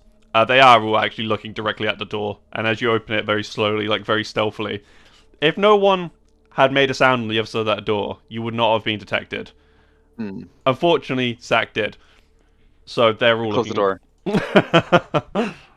Motherfucker. Let me add their initiative to the tracker. We'll, let's see, go down. So we'll start off the from the Fonnet. The what? Sorry. What? Yep. So he's going to rush towards the door. And It's closed. he's going to open it. And, Yes. He's and intelligent. yeah, and he's going to slash at you twice, Ray. The first one doesn't hit. The second one doesn't hit as well. And now it is your turn. Gonna use my bonus action to. Actually, I won't rage. I'll just turn into a giant toad as a bonus action, and then I will go for a bite. Toad bite. 9. Okay. Are you big now? Because I can see I'm editing stuff, but I can't actually see what I'm Oh yeah, doing. yeah, you're big. I'm big. Yeah, yeah. That's all Nice. Unfortunately, 9 does not hit, as it definitely dodges backwards. good. Yeah, and I will. Can I hop over him? Not through this doorway, unfortunately. That's fair. And I can't squeeze through this doorway. Not whilst he's there. I will. I'll just end my turn here. Mm-hmm. It's now you, Zach. Can I grab some of these spikes from this pit and throw them home? Mm-hmm. A lot of them are bent, though. That's fine. I don't really Yeah, have go anything for else to throw. Yeah, go I don't for have it. a ranged weapon. So, what would I roll for that? Roll a strength. Do you not have any throwing weapons like javelins or something you set off with? I took a great axe as my secondary Hmm. weapon. It seemed like Two an millies. That does hit. That does hit. Roll and it. it would be like a 1d4 plus my strength. I would just say it would be your strength modifier. 4 damage, and then I'll throw another one if I can. Uh, Or would you say it would be part of my action to pick up one of the spikes? yeah. That's interesting. I would say it was your free action to pick up a spike. So you can't actually throw another one. Okay, then I'll growl at him menacingly. And he will growl back. The other Quagoths will run up. And he will... let's see. Claw. None of those... What's your AC as a Giant Toad? 16 hit? It is actually 11. So both of those hit, and you take 16 points of slashing damage. And the other one will move up here as well. Yeah. Jordan, it's you. I'm gonna go for that one. And Bear in mind as well, like you're standing behind 2 large creatures, like your aiming, your aiming capacity is not great from that angle, especially because it's like 2 large creatures then a small doorway.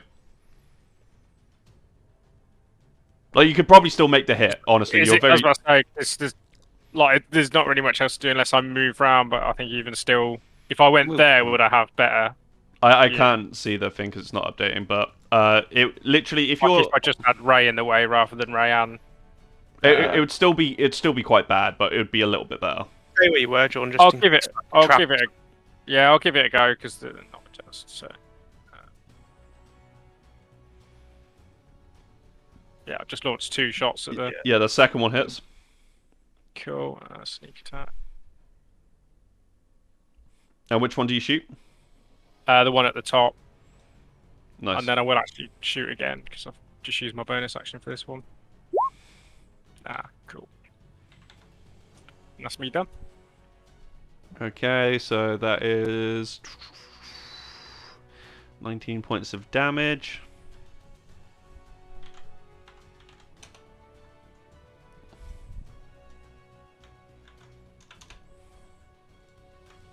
Absolutely quick. Nice. And now is the Fauna. He is going to move back here. I mean the Quagoth Prime, and he is going to cast Cure Wounds on his friend. No way. Oh, that's cool. Does he look different to the other ones? He looks a little bit bigger. His like mane, I guess, looks a little better. Yeah. I got Prime. He's gonna do that at fucking first level. Well, nice. 2 HP for this guy. Huge. Yeah. Game changer, that one. And now it's you, Ray. Toad bite. I'm gonna bite the one in front of me. Yep.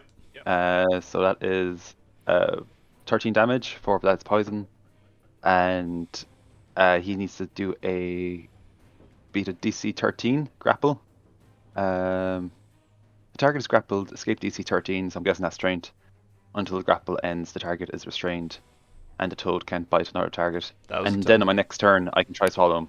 Yep. So that's how it works. Yeah. He is now in the Nice. gullet of the terrifying frog creature. Sweet. Cool. Orgok. I'm gonna throw my great axe. Okay, who are you throwing it at? This. Quag of Prime Yep. with disadvantage. Damn. Nice. It's like in the impaled doorway in on top. my face there. You don't have any range spells, no? Any like sacred flames, anything that kind of thing. Got Moonbeam, but I was debating it. But I have a limited amount of spell slots, and I'm Yeah. worried for the Beholder. I'm trying to conserve resources if they're not too threatening. It seems. Ray, you fair. take 5 points of slashing damage from the Quagoff that just moved up. John, it's you. I'll attempt to shoot whichever one's more visible. Yep. The one nearest that's not The swallowed. one outside of Ray's mouth. Yeah. Now I'll do shot, Misses. shot. That does hit. Shot. That misses. So 26 hits, yeah. Why do you get 3 attacks? Oof. Out of curiosity. I can, as crossbow expert, I'll link it. You get an extra shot as long as you use a hand crossbow. So it's why They're really I do small, less yeah. damage per attack, but I got to get. Oh, like do an you? extra attack. You do Yeah, less it does damage per attack. 1d6 instead of 1d8, but you know. Yeah, I was Every- thinking, why is your damage so low, Jordan, honestly? Yeah. Yeah, I know. It's a bit of a shit, but you know. So the Quagoff at the back looks at you and catches your eye, Zach, seeing that you just tried to throw a giant fucking sword at it. It's gonna jump onto the wall and climb through. Gets to about here, and it puts one of its clawed arms on your armor. And at first, you think that's like an explicitly non-violent move. Heat metal. And then it casts heat metal as your armor begins to glow bright as if it was in the middle of the forge. And I believe, so you take 2d8 fire damage. So it's 9 points of fire damage. And he is going to move back as well. Does he take an attack of opportunity? You both get an attack of opportunity. So how much damage did I take? Sorry, 5. Did you say? 9 2d8. Oh. 9. That's not too bad. is every turn, though. It is. Oh, until he dies. Is it? Yeah, Is it concentration or? it is. Yep. So I'm gonna club him on the head. You got. Oh, for fuck's sake! Yeah, you miss. I did not club him on the head. Ray, can you club him on the head? Break his concentration. I can't do anything. You don't have a reaction. No, well, I'm biting already someone else, so I can't bite two people. You not like punch him or kick Like him? Or... No. He's Oh, a God. frog. Yeah, just like. It's now you, Ray. Oh man, how did he get away with Gonna How bite did I again. keep getting away with it? Oh wait, do I need to make a save, or is it like if you bite him No, I that's just need to bite successfully? him. Can I use my? Well, I think Operation? that fucking hits because you get advantage, right? Because he's in your mouth, right? Is that right? Put the text in the chat. It doesn't say anything about advantage. Grappled, not restrained. So. The swallow target. Oh is no, blinded yeah. and restrained. It's blinded and Yeah. restrained, so you get advantage, right? So that hits. Oh, sweet. Yes. So what happens then? So it gets 3d6, and also a plus a bite damage as well. So 3d6. Have you seen the fucking token for a giant toad? It's like the least threatening thing ever. Is it? Yeah. Damn. So that's like 20 something. 18. 29 damage on that one. 29. How do you want to do this? Just Yeah. gobbles it up, sucks it up. Yeah, and then it's she's going to burst through the room if she can. I think that was your action, right? To bite it. To finish off the one you just did. Yeah, so maybe can I hop over here? Yeah? Yep. Yeah, you can hop that way, sure. Cool. And that's the end of my turn then. Nice. Orgok. Do I take the 2d8 now? Is it at the start of your turn? I don't know. You Yeah, I didn't- just had the thing on, didn't I? Bear with me. And then one other question: with the command spell, is there a way to make him end the concentration on his spell, kind of thing? Well, bear with me. concentration would end if he's. If the creature is holding or wearing the object takes damage from the. If it's so you have disadvantage on attack rolls and ability checks until start of your next turn as well, Zach, because you can't take your armor off. And no, I use it on my turn as a bonus action to keep it going. Okay, but can that with this command? Is there anything I can? So what are you trying to do? I'm going to command it to approach this guy. Okay. What language are you speaking it in? Oh God, does he not speak Common? Well, I don't know. I'll speak it in. I'll speak it in Common. I'm not going to try. Yeah, it's tough luck. Oh, okay, never mind. Too late. I was considering changing to Giant, but He doesn't speak giant. well, yes. Languages now. Damn, that was a waste of a spell slot.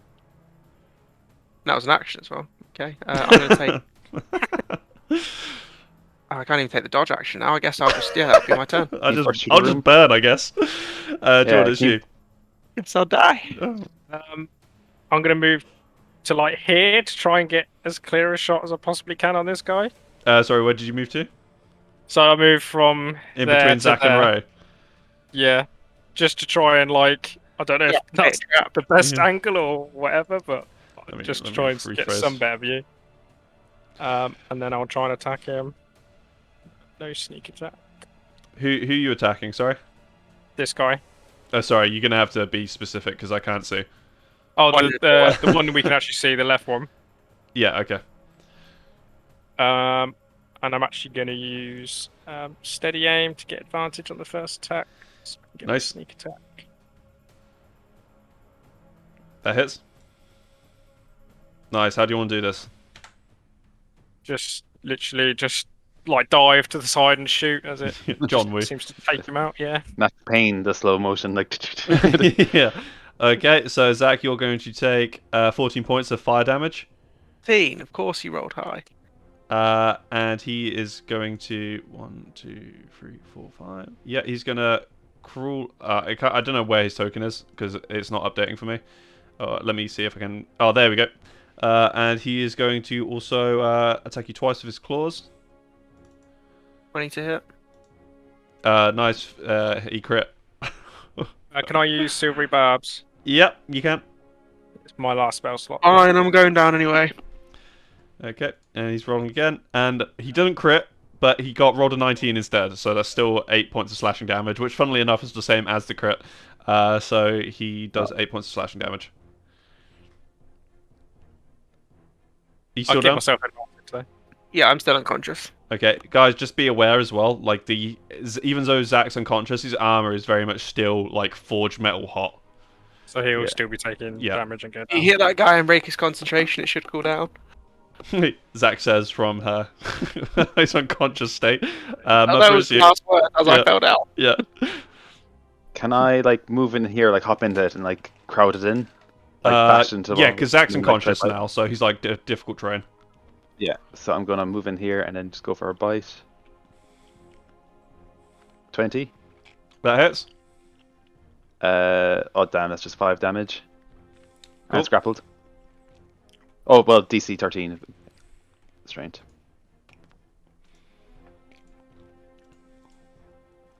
He succeeds the con save, and then the strength. He fails. Nice. Have you swallowed him or? Mm-hmm. I don't know. I'm grappling now at the moment, so swallowing would be the next turn. Yeah, so like the Quagoff is in Ray's mouth. Zach, it's you. Nice. Jordan, it's you. If he's grappled, do I get advantage from range still? He's in full cover from you. He's inside Ray's mouth. Oh, he's Is he actually inside my mouth? Yeah. I thought no, well, he's grappled, like, so would he not be like hanging out of my mouth tongue, and yeah. then swallow is actually? I thought he was go like in? wrapped in the tongue, and the next turn Ray No, was gonna the way it's supposed to be is like the toad is like you're in like his pouch at the minute, like you're in the toad's mouth, and then the next turn you go gluck and swallow Okay. him. swap. I just thought it'd be a bit because I've bitten him, so I Mm-hmm. bit him in his mouth, and then next round would be like flick him up and gulp him down. Don't worry, guys. I actually have a pretty good idea for my next character, so it's fine.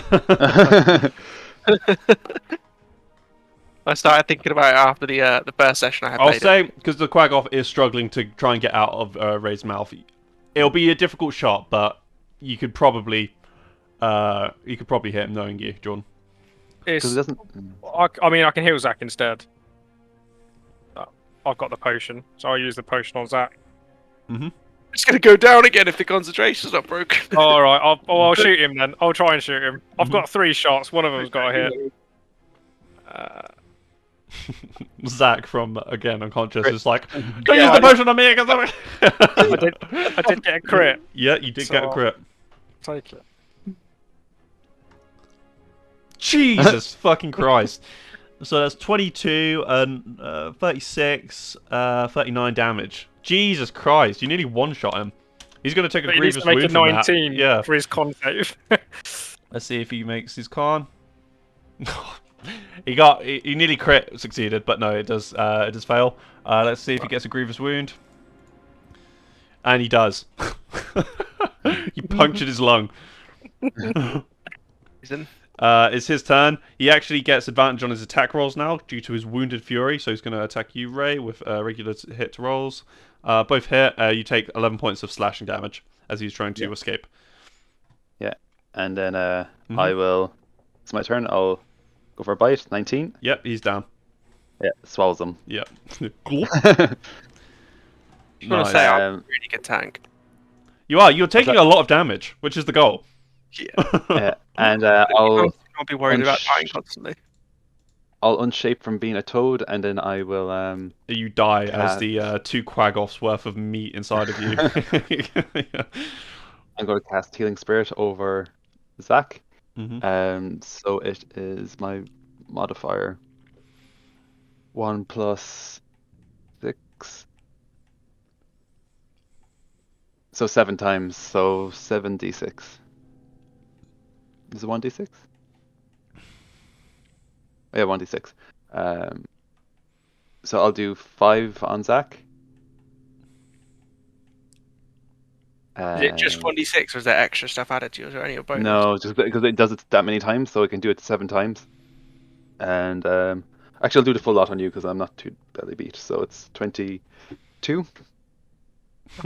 Ray is literally like 5 shy from having over 100 hit points. You're like, yeah, maybe I'll give Zach this last one. Like, I'm really, really trying to conserve my lay on hands points. Is it worth trying to take a short rest now? Are we level 8? Yeah. Aren't we? Yeah. Ooh. An extra 5 lay on hand points. I didn't know I had. Are we level 8? No, we push on. I'm fine. I'm chilling. And as I like Tears help, just like streaming down his face. as I help Vigil get up, touching the cool parts of his armor, to say would you rather be back in the Astral Sea? The material plane doesn't. Barely a scratch. I love that. No issues. Just going unconscious every fight. Right, scratch. I'm taking a beating. It wouldn't be a session of D&D unless Vigil went down. Yeah. And you never took a potion of greater healing last time, did you? Or did you? Sorry, Zach, did you drink a potion of greater healing last time? I did, yeah. Oh yeah, so I have 1 more left. Yours, he drunk his own. I've got His own? 40 points of... Yeah. Yeah, I got my own. I've got 40 points of laying hands, so... Like, I'm not doing... But I don't know why I'm conserving it, but I'm conserving it for now. Yeah, in case someone else goes down, you know? Yeah. Maybe whack half of it into yourself, so at least... Yeah, leave yourself 1, right? Yeah. Alright, I'll put 20 points to myself. That way you're less likely to get fucked so quickly. Yeah, that's when... Now that you said it, the next thing we fight is going to be really weak, but it's going to crit 3 times in a row on me. Or what you can do is put another thing into Jordan's ring. We haven't taken the long rest, wouldn't we? Huh? I'll use up a spell though. We taking the long rest. No, can't you just cast a spell into Jordan's ring and then like he'll have that to get someone else up later? On ritual. Prayer of healing. Okay, I see. Plus, I actually don't have it prepared. Cool. So what's everyone doing? Crying. Crying. That dead Uh, end here, or is that another door? Where you looking? Sorry. Straight through that room the Quagos were just in. Yeah, it's another doorway. I'll open it for you so you can see. Ah, that's going up again. Should we head that way or should we head down south way? This way, surely. Should we head south? um, That's no, doubling back where we've already come. yeah, I think right. Yeah, I think going straight this way might be best. Yeah. Yeah. Do we see anything in this room? No, it seems to be very octangular. Zach, as you enter the room, Hey. the floorboards underneath the doorway creak and crack. Could you please make a dexterity saving throw, please? Okay, yep, you fall down into the pit and you take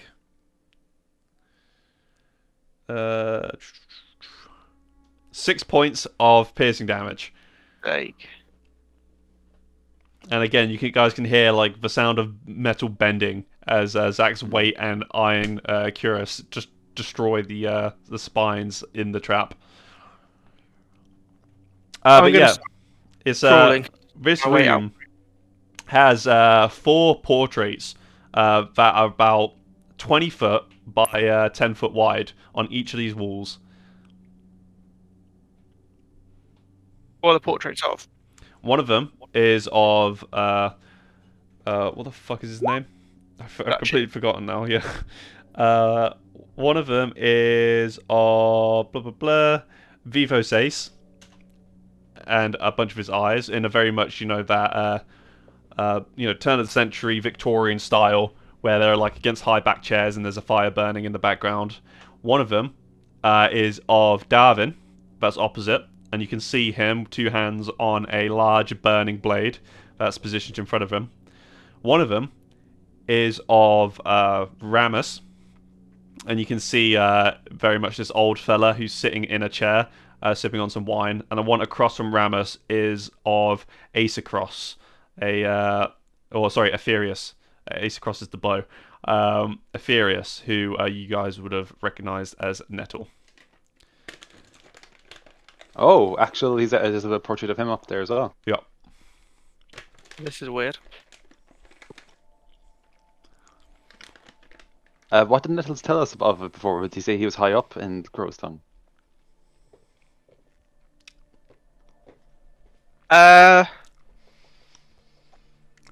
From what he would have told you, the Crow's Tongue didn't exist when he worked with Ivor. At least not officially.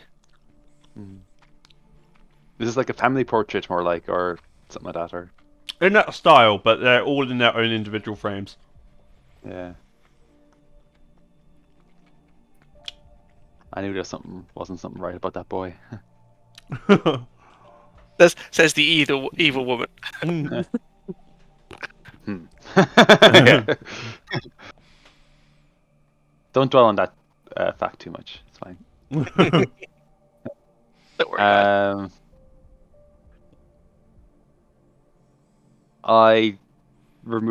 I cut out the portrait of Nettles. Put it into my bag. Cool. Do you want to make a sleight of hand check? Yeah.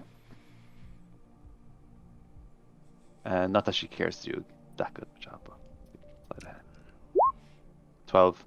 Yeah, real rough, but you get you just frame the edges. Most of the painting is fine, and you just. I'm doing it with like a big sword as well. Like I'm not using like a knife or anything. I'm just like with my dragon sword. Just. I'm gonna put that up in the keep when we get back. Yeah, for everyone to spit on, maybe. Yeah. Man. I don't want Nettle's reputation to dirty the company's name, so I'm actually hiding all records of his existence. Oh. You did meet Ramus, and he seemed like a Oh yeah, we did meet Ramus. Yeah, he was the guy who was like solid out with Ivor's gang. Yeah, The only one we know is a cunt is Darwin. yeah, intriguing. What you think? Borth Sace might have a winning streak in him, do you? He might be, yeah. We don't know him. I'm a judge's character. Okay, if that's everything in this room, we'll move forward. And I turn back to Vigil and say, watch your step. Step lightly. I'm going to use my great axe to prod the floor in front of me, just to try and see if where it seems creaky. Make an I feel like investigation check. Jack structured this entire place just to fuck with me.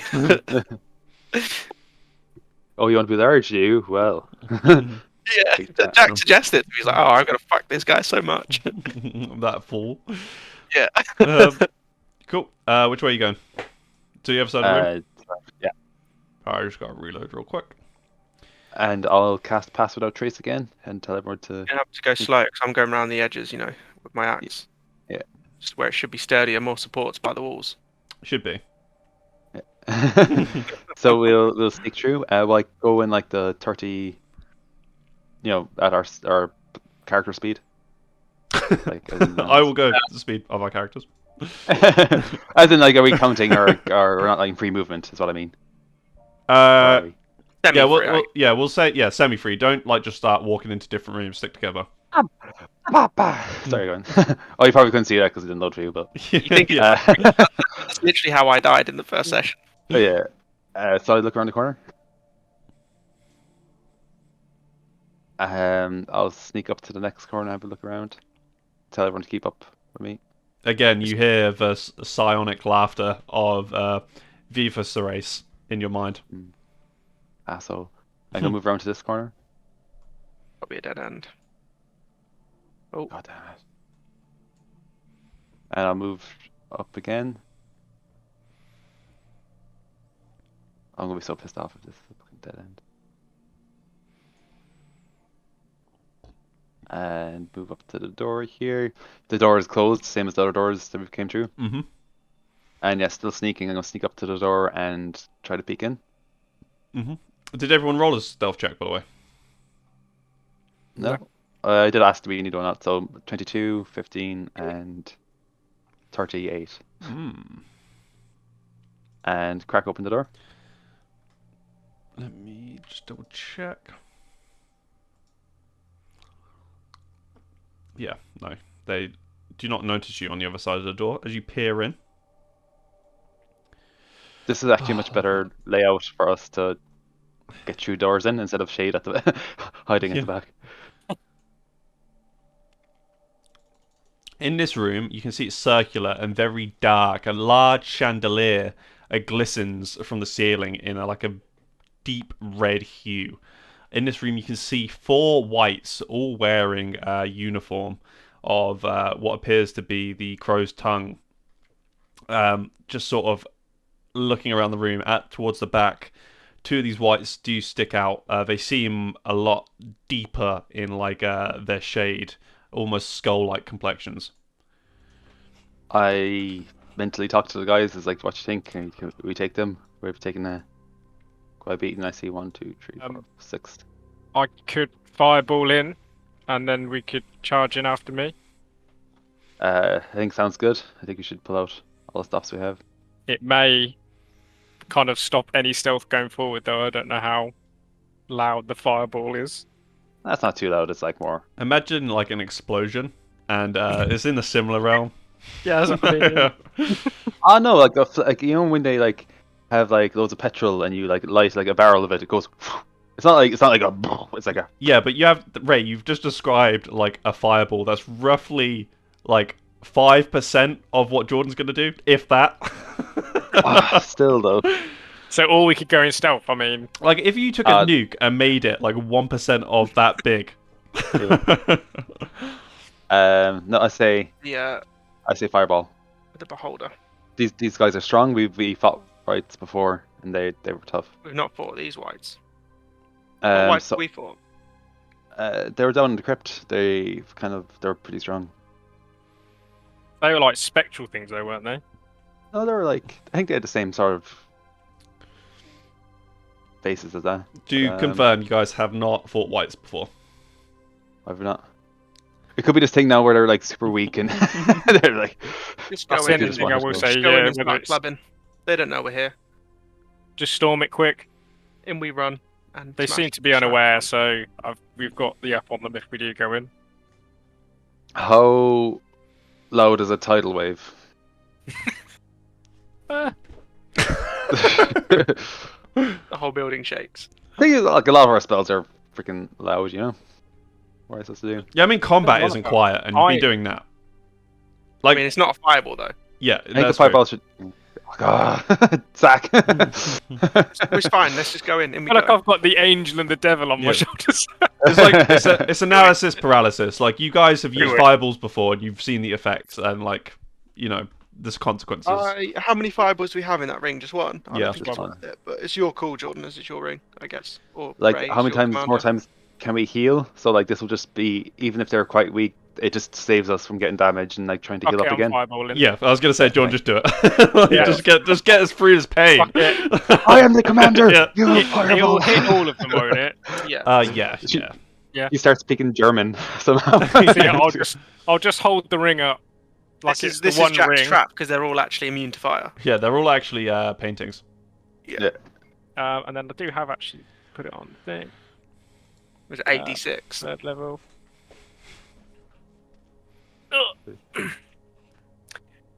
Lightning and It's sneak got damage my as well. spell DC, but I don't know if it'd technically be It would be Holly's. Holly's, yeah, which I think is like 17 or something. Oh, Yeah, you can yeah. ignore the lightning sneak damage on it. I can't That's actually. part of the spell, Jack. 27 was that? Nice. 7, yeah. Yeah. Which is frustrating because I got a max hit on that sneak and crimson right. Ooh, yeah, God. that's So How unfortunate. these guys are all alive, and so are the guys to the south. They all seem alive. The ones to the south do seem very fucked up, though. And, sorry, are we in initiative? We are. If everyone would like to roll initiative. You all have +3. Well, actually, sorry, roll initiative. You all have initiative. Sorry, don't you? So, We're going back off the old numbers. Okay, we're doing a surprise round anyway, Andrew. So. So, John, what was your original It initiative? was like 6. Yeah. Okay. You You. still have a surprise round. Yeah, well, that's what I was going to say. Like that would have been Jordan's thing on his surprise round. If you guys wanted to do something as well, go for it. But can we just say he went first, just to he fireballs the room, then we can rush in? Well, it'd be the same time. Yeah. So after the fireball rushes in, I'm going to rush in, and I'm going to. Can you go for ones further in if you can? Because I can't move very fast. He politely requests in the middle of combat. Yeah. please go further Yeah. into the room so I can attack. Otherwise, I can't attack. Zach's 'Cause I got a can only lower move movement 25 speed. feet. I'm Yeah. slow. I can only go 25 feet. Is what I'm saying. So if you can get further Okay. in. Oh, are you talking to me? Sorry, if I want to move Yeah. in here. Sorry. Just saying, if you can get further in to the further ones, then I'd have moved in after I fireballed as well, just to give him. Yeah. Or him. And I'm going to turn to Giant Toad and attack this one here. I just imagine like you run into the middle of the room after the fireball, look around as a giant toad, and then just go after one. Yeah. Yep. So that is 14 damage on that one. Nice. This guy is barely alive, and that isn't He's just grappled. because he's a white. Yep. Cool. Now it is you, Orgok. Sorry, Vigil. come to here and I whack this one on the head. God, Really? Oh. You got advantage. Right. It's a surprise round. Yeah. So he takes 13 bludgeoning damage. 13 damage.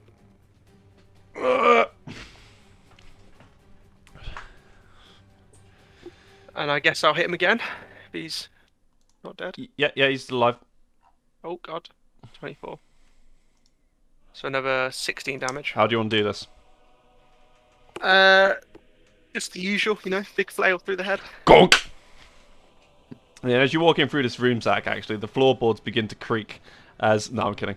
It's now... And then before I end my turn, I'll move over to Shade a little bit, just so I Cool. help him out. It's not a surprise round, though. Yeah, it is. And it's now back to you, Ray. Yeah, then I'll go for a bite again. 20. And I will swallow him. He's dead. So it's a bite. Right, nice. And then I will hop over to this guy. Yep, he is shitting himself. Zach, it's you. I'll attack the one next to Shade. Yep. Really hard this time. that hit? Yep. Ooh, this guy is so close. So close. And then- Finish him. Oh god, I No. crit. Never He's- a good time. to He's crit. dead. Well, I exploded that one. That went straight through, scroll down, split him in half. Does Nice. anything And then- happen when you use radiant damage against undead? Do they like die any different? No. Oh, they Game just die. sucks. Sick, Zach. No. And then I'll move up to whatever this is down here. Bro. Man, why can I crit on the first one? Sod's law that. I know. I exploded him. It's just 2 feet left. Cool. It's now his turn. He is going to drain you for life. Zach, please make a con save. As you very much like the Dementors from Harry Potter, you can see this like life force begin to like rise out of Thingy's skin. Blah blah blah. So. Like something that would age you. Yeah. I'm already pretty old, man. okay. I don't think that's really that big a deal if it would age me. Okay, Zach, your AC is what? 20. 20. Nice. That doesn't hit. The second one is going to move around you and attempt the same thing. Save do alright. That one does hit. You take 12 necrotic damage, and bear in mind, because this actually reduces your hit point maximum by 12. Permanently. Or I guess till my next long rest. What was the thing about the con save? You didn't refer back to that. What do you mean? You Did asked you? me to Oh make yeah. a con Oh yeah. save, Fuck. And then you just moved Oh, on. yeah. So Sorry. I wasn't- Yeah. No. So you succeeded the con save. So that means that you actually don't have your hit point reduced, maximum reduced. Oh, okay. So I'm Yes, chilling. Do I yeah. still take 12 points of damage? You still take 12 points of damage, but you can now actually heal that back later. Otherwise, you would literally be useless if you couldn't heal yourself. No offense. It is now the white, but I deleted him off the tracker, but I don't suspect he's going to survive much anyway. He is going to... just going to longsword you, Ray. Just fucking... Let's see. So you take 9 points of slashing damage, and you also take 7 points of necrotic as the begins to drain your life through the sword. If you please make a con save as well. 19. Cool. So you don't have to worry about that. Is that your con save, or is that the frog's? That's mine. Cons +1, so what was that? Yeah, you So would it still was make a- it. You'd still make it. Yeah. You also get +3. Because you're nearby. Oh, cool. Just to be safe. Just gives you a Yeah, thumbs so up. 15. It is now you, Shade. I'm gonna like slide in and try and shoot this mofo. Fucking dolphin dive. Yeah, got me advantage. Oh, I got me advantage, I do. Sorry. 25. So put sneak on that one. Yeah, he's dead. Nice. Cool. And then how much slide do I have left? How much slide do you have left? I'm Mental gonna dolphin then dive. use my bonus action to dash and then try and shoot this one in the back as well. I just want advantage. Yeah. Hits. Just chasing the crit. And is that the one below Zach? It's the one next to Ray. Would appreciate killing the guy beneath me seemed more dangerous, but sure. Yeah, a little bit, Kill the yeah. guy Ray was going to kill Well, anyway. I thought I could finish him off with one shot. That was the theory, anyway. Bitch. Cool. The one on the other side of Ray actually does is still up. Just to make matters worse, the one below Zach would have died. Yeah, nice one, Jordan. It is now you, Ray. Code bite 23. Hits. It's dead. Nice. I chop them up and then I'll just do a toad hop. Actually, where was I? I'll go here. Nice. I can't So- travel that much as a toad. They're really slow. Zach, is you? Hits. How do you want to do this? What is it? Is it like a ghost? Piss off, ghost. Yeah, that's it. That's all I say. Yeah, it's effectively.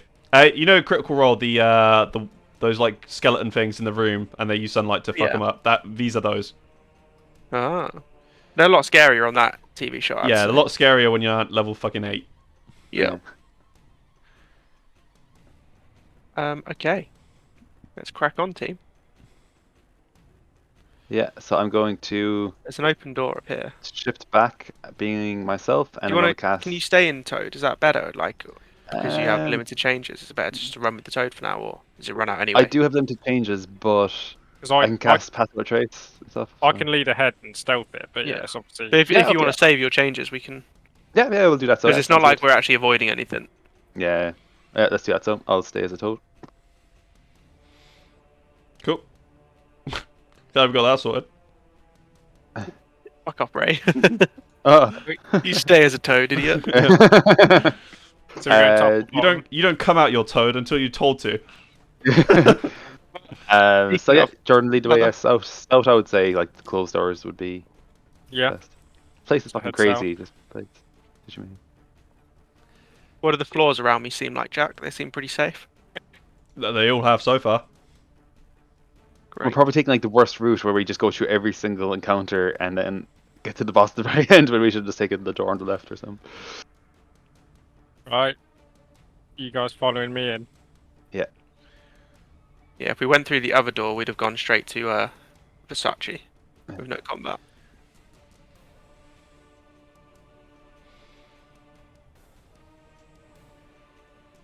Oh no wait. He laughs I'm at you just- again. Mm. Actually, let's get some fucking ominous music set the tone. You guys are way too brave at the moment. Huh. There we go. I'm just scared of these creaky floors. So, Jack, have you decided certain areas are like creaky floors, or do you just, whenever you fancy, you just think, Yeah, Zach? just whenever I'm like, yeah, Zach's got... You're a bit heavy there. yeah.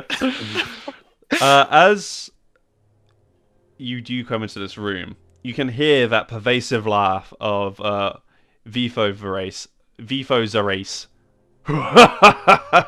And as that laugh begins to beguile the room, Zach, Ray, and Jordan, can you all please make a deck save as he appears from the tunnels above and shoots multiple laser beams at you? You've all got +3, guys, remember? Nice. I've got 22. Okay. 9. Okay, so Ray, you take 38 points of fire damage as a localized explosion hits you. Zach, you take let's see, 18 points of lightning. Sorry, half that, so 9 points of lightning damage. Jordan, you take a 2d6. Wait, what was your score? 19. 22. Yeah, 22. Oh, but yours was supposed to be a strength, sorry. Mine's a strength save. Yeah, sorry, that was my bad, because I did say everyone deck save. Oh, I'll let you... I mean, yeah. that's You're happy cool. with that? Yeah, 21. Yeah, so I'll take that. so you succeed the saving throw, and you manage to stay to the floor, even though a telekinetic force was trying to lift you into the sky. And as this happens, you can see Vifo Zerace laugh as he enters back into the tunnels again, disappearing from sight. I'm back as my normal self now. Should we try and take a rest? Maybe Right not in this tunnel. Yeah. um, And that's why Well, you're he the knows where we lieutenant. are at all times, Yeah. so... it's literally fucked in the bum, and you're like, should we Yeah. rest here a little bit? Yeah, in the maw of a dragon, just like maybe I'll go for a rest right now. like, a holder always knows where we're going to be, though. Yeah, but I assume this room is tunneled. I don't know if the other rooms are, but Yeah. maybe Does just he pop out of a somewhere tunnel else in the somewhere. ceiling? Exactly, yeah. So he Oh, literally. right, I misunderstood. I thought you meant he came from like down Yeah. here and then went back around the corner. No, literally, there's like a set of tunnels in the roof. He came out of, shot you, and you, without moving, was just like, I'm gonna go for a rest. Like, we should take a break. Yeah. Maybe try getting into the next room and not walking across this room again to potentially take it. I suppose it. What's round this corner? Nice. Oh, Yeah, rest in the corridor. Yeah, up to you. I would say As you're that might be good. Yeah. as you're moving through this place, you remember how when speaking to Storks, he had quite an obsession with corridors as well. That's ominous signs. Don't stay in the corridor. We could move back to this big circle room where we fought the whites. We'd walked past the same route we just got lasered and thrusted and all sorts. But this time you're ready to shoot him. You won't be happy about that.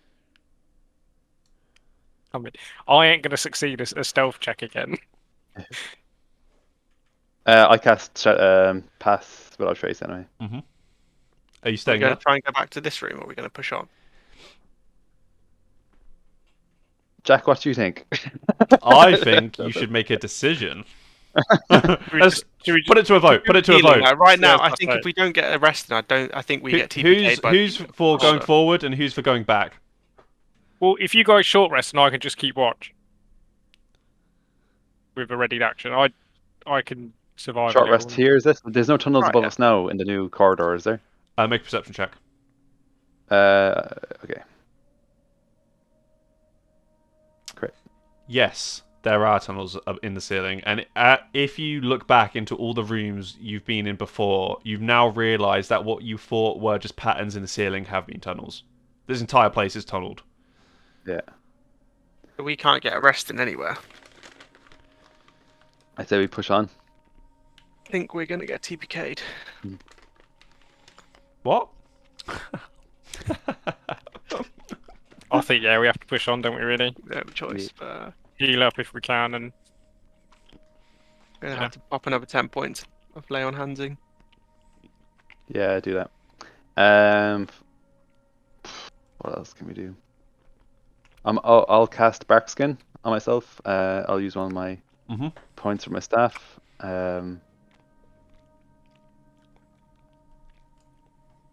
Yeah, and we'll keep moving forward.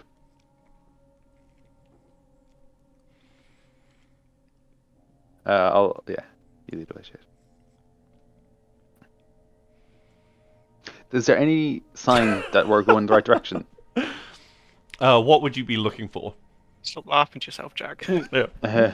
Like when we hear he's laughing, like did it sound like it was like well, it was closer because he was like in a tunnel above us. Yeah, I mean, he's shot you. Now that I know that there's tunnels, can I hear which tunnel? I know there's loads of them, but is there any like tunnel like can I hear?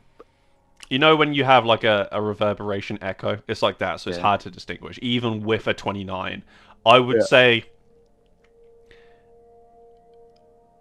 at the beginning of this, when you heard laughter, it definitely sounded like something of your imagination, like a trick on the mind. Now it sounds like tangible laughter.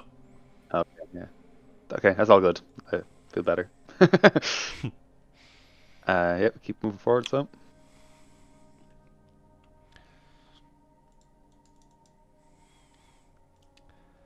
You go around. Oh god, that's a long corridor. you know, I'll go first. We should try and sneak down because we don't know what's around this corner. Yeah, and we'll sneak. We make stealth checks. Do we need to make stealth checks? Yes. 16, Roll high. 29. 29. Lowest was 16. 20, 29, 16. Okay, let me... So, sorry. 16, 20, and 29. Okay, that's unfortunate. As Viva says, will once more pop out from one of these tunnels and begin shooting at you from his tunneled ceiling. Can I get a wisdom save from you, Zach, a intelligence save from you, Ray, and everyone, can I get a con save, please?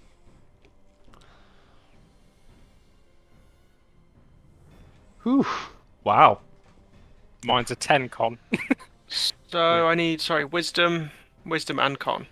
Yeah, everyone needs to roll a con, and then Ray, you need to roll intelligence as well. Oh, I you got have, sorry. over 20 for both, yeah. Okay, yeah. Well, so for the con save, let's see. So everyone who got below a 16 for the con save, you are now poisoned for 1 minute. Ray, your intelligence saving throw, you made it. So you actually don't... You feel like a slight compulsion to go over towards Zach and swing at him with your sword, but you manage to resist that temptation. Zach, you. What did you save? 15. Well, Is it 15? no, that's included. Oh. My saves already have it included as a default. Oh, okay. So you are now charmed. Man, I God, wish that I happens had to you a lot. a fucking spell slot. Could have done the other way around. I could have handled being poisoned for a minute. Do you want to swap? Nope. Actually, yeah, we should have, because I think I'm immune to poison. Yeah, me too. Are Oh, no, I'm you? immune to disease. I'm immune to disease, not How poison. about charmed? Because I know like elves and some people are immune to the charmed condition. I don't have that. That's the Fey one, isn't it? Where you have advantage on wisdom saves against being charmed. Charm just means he can't. They won't attack the Yeah, it's just like beholder mates. though. Yeah. How long? Can I slap him? You can try, yeah. I just want to like slap him and not deal any damage. Is it just like? Try and at the end of every one of my turns, I can make another wisdom save, can't I? To No. be charmed. Oh, I'm just charmed. You're charmed. Try and slap him out of it. Yeah, go for it. Strength. How do we know he's charmed? What does he say? I mean, you don't know he's charmed. Just slap him. Shade just likes to slap people. Yeah. I'm poisoned. Something Yeah. must have happened to you. Yeah. So I say we just keep moving up. Yeah. And get able to follow pretty quickly. Look around the corner here first.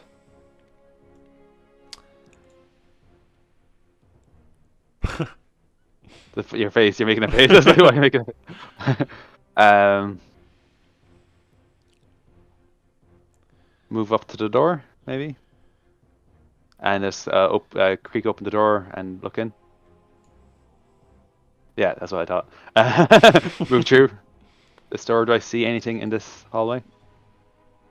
So this room is very much like the rest that you've seen here, very dark, almost like purpley red brick in the wall, a very dim light. Other than that, this room's quite sparse. The wall is glowing, are you saying? No, it's not glowing, it's just like, that's the color of the brick. Okay, cool. Sorry, Jack. For the poison, I have advantage on saving throws against it. Okay. Am I right to roll another card? Yeah, of course. Worth a try. Yep. Plus Oh, 3. it's 16. Oh yeah, you make it. Just. I'm Yeah. not poisoned. Yeah, boy. 3. Perfect. What are we And doing here, guys? we'll keep moving forward. So I move towards this corner. And then, yeah, if that's okay, we'll open up the door. Still sneaking, stealthing. I creak open to open up the door. Sorry, I rolled a stealth without asking. Oh, God. I was about to but say, that's not good. They don't seem to have noticed you yet. As you open the door, you can see these ogres just kind of sitting around, shooting the shit. Like they're not really doing anything too, exciting. Really wish I had Fireball again now. I think we should just turn around and leave. Fair, it is a dead end. Dead end. So we Make a perception. I'll make a perception. raising one look, and I actually can't see anything. 28. One of them does have what seems to be a very well-crafted weapon. I close. I don't care. We're going to die. It's the valuable magic item we could get. These actually, I don't think these are the toughest. If we kill them. Oh, I don't know actually. Killed him in Jordan's campaign, yes. But, Well, level 3 then. It's fine. Yeah. well, these characters don't know that, Jordan. Yeah. Also, they could just be like different stats. Could be stronger ones. So I'm going to. You're cool. You're the one at the door. I'm just going to attack. I'm going to tell people we're going to barge in, surprise them, and I'm going to burst in and try to use a spell. If that's all good. Okay. And what's the direction? So it's 30 foot. So I'm just going to try to take these two. Ooh, sorry, wrong thing. Like 10 foot, like here, like that. Oh, nice. Okay, so they need to make a Actually- dex save. That would hit all four, wouldn't it? No, it's only 10. It's actually quite small. It's only 30 feet long and 10 foot wide. So once Yeah, but Right. you succeeded, can the travel other 30 failed. foot, so you can go all along there, right? Am I misunderstanding that? So 30 feet, Oh. 30, so what? So what's your question, Zach?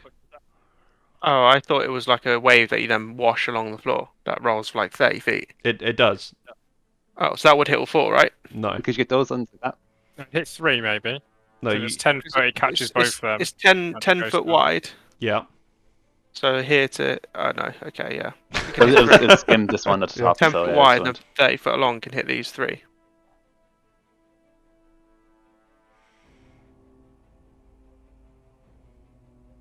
Um.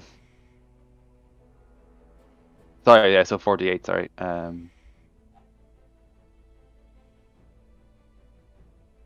22 damage. Nice. Nice. Okay. And yeah, actually that's all I'll do. Actually, as a bonus action, I'll rage and burst into the room. 22 points. So.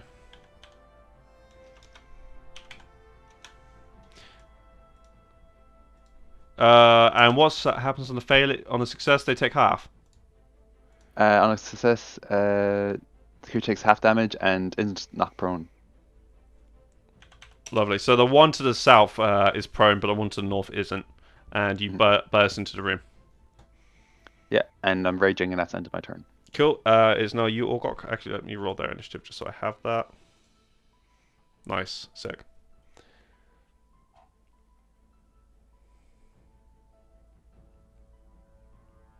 I can't get in, can I? And I just say that I was there for it, so Zach can actually get it.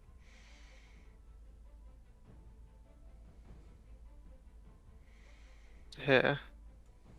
I can hit that one, I think. We're diagonal. Is that right, Jack? I can hit this one. We can hit each other. Which one, sorry? Sorry, This my, one my here. thing's frozen. Let me reload. Two large creatures diagonal to each other.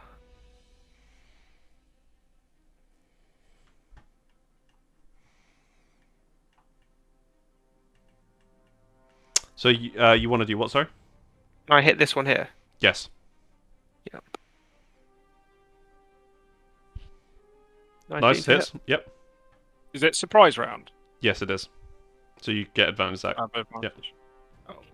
And I rolled twice more.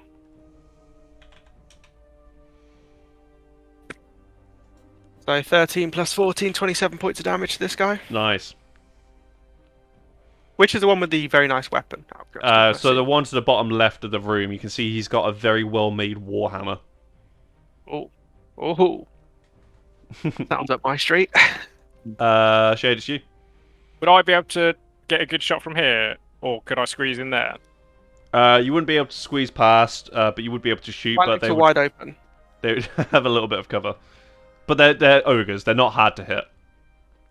Sound. I mean, have you seen Zach?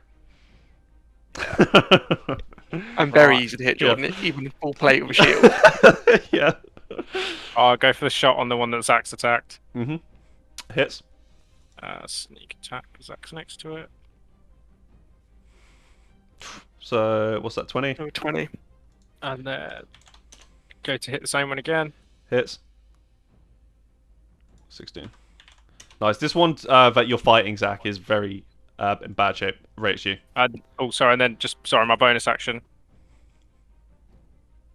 Oh, okay. No, he's dead. Yeah. As for my turn, I'll use my bonus action to turn to the giant boar, and then I'm going to charge at this one. Sorry, are you I'm a just bull? like- yeah. Okay. No, sorry. Like, are you the size of a bull? Like, Yes, as a boar, yeah. Are you a Yes. boar? Yeah. Sorry. I'm going to charge this one and do an attack. So let me just read I'll put it into the chat actually, just so. Tusk, and if it moves 20 feet straight towards the target, it does the tusk attack on the same turn. It does an extra 2d8. So, sorry, I'll actually set these up soon. I'll do this first. So first, I'll just try and make a tusk. So it's crit. Oh, crit. Perfect. Nice. So it's 2d6 plus 3. 46. shit. 46. So I'll do 2. That's 7, 9. 16, 19. And then there's my charge attack as well. So that crit that won't double as well from a crit, would it? Yeah, they would. So that is an extra 2d6 slashing. So is that 46 slashing? Yep. That's fat. Nice. 16. Nice. Yeah, this guy is like fucking Robert Baratheon in Game of Thrones. Like he's gonna die in about a week. Leave his kingdom to his shitty kids. Just So like, ripped his stomach out. yeah, and it must make a DC 13 strength check or be knocked prone as well.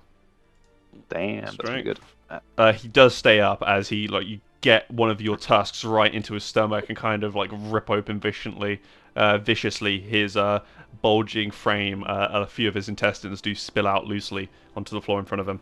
Nice. And it is now you, Orgok.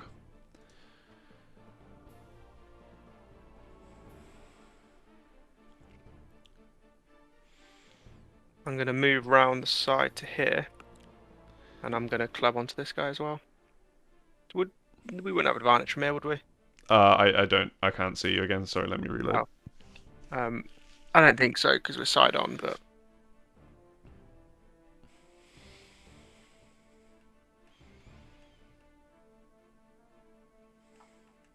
Up, up, up. Stop. Bro, I fucking hate roll 20.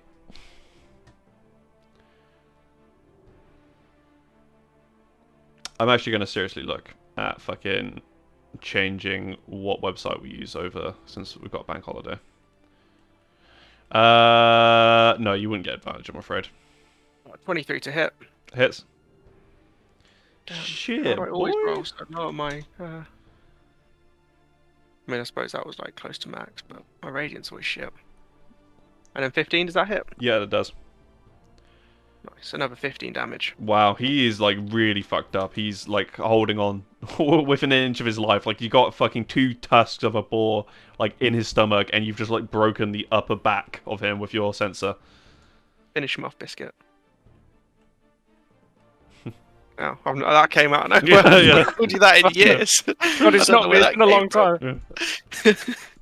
What you call him, biscuit? Is it? Yeah, we used to come that when we were like 14. Fucking Fairford. That's where I remember it from. Like the fucking shell shock of everyone just like take it back. Cool. And then, yeah, if it's my turn, I'll try and slide in and shoot him. Bro, what is with you and sliding today? You get like bonus damage for No, moving just- in. This, fucking this like entire sliding. dungeon, Shade's been going around like this. Do you ever read Brandon Sanderson's books? The Wheel of Time. no, Brandon Sanderson is the Stormlight Archives. Oh no, I haven't.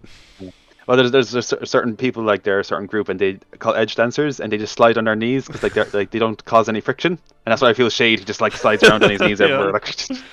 It just feels stealthy, so Yeah. you know. He's got one of those suits where it's like wheels all the way up, so he can just, no matter what position he's in, he's on wheels. Yeah. Yeah, that hits John. Sound. How do you want to do this? I just slide and shoot him. That was good. Nice. He didn't even get to use his magic Knife hammer. on the edge. I know, Yeah. for God's sake. That was my And, worry. Yeah. Oh, you stopped I was us. going to hit like 40s.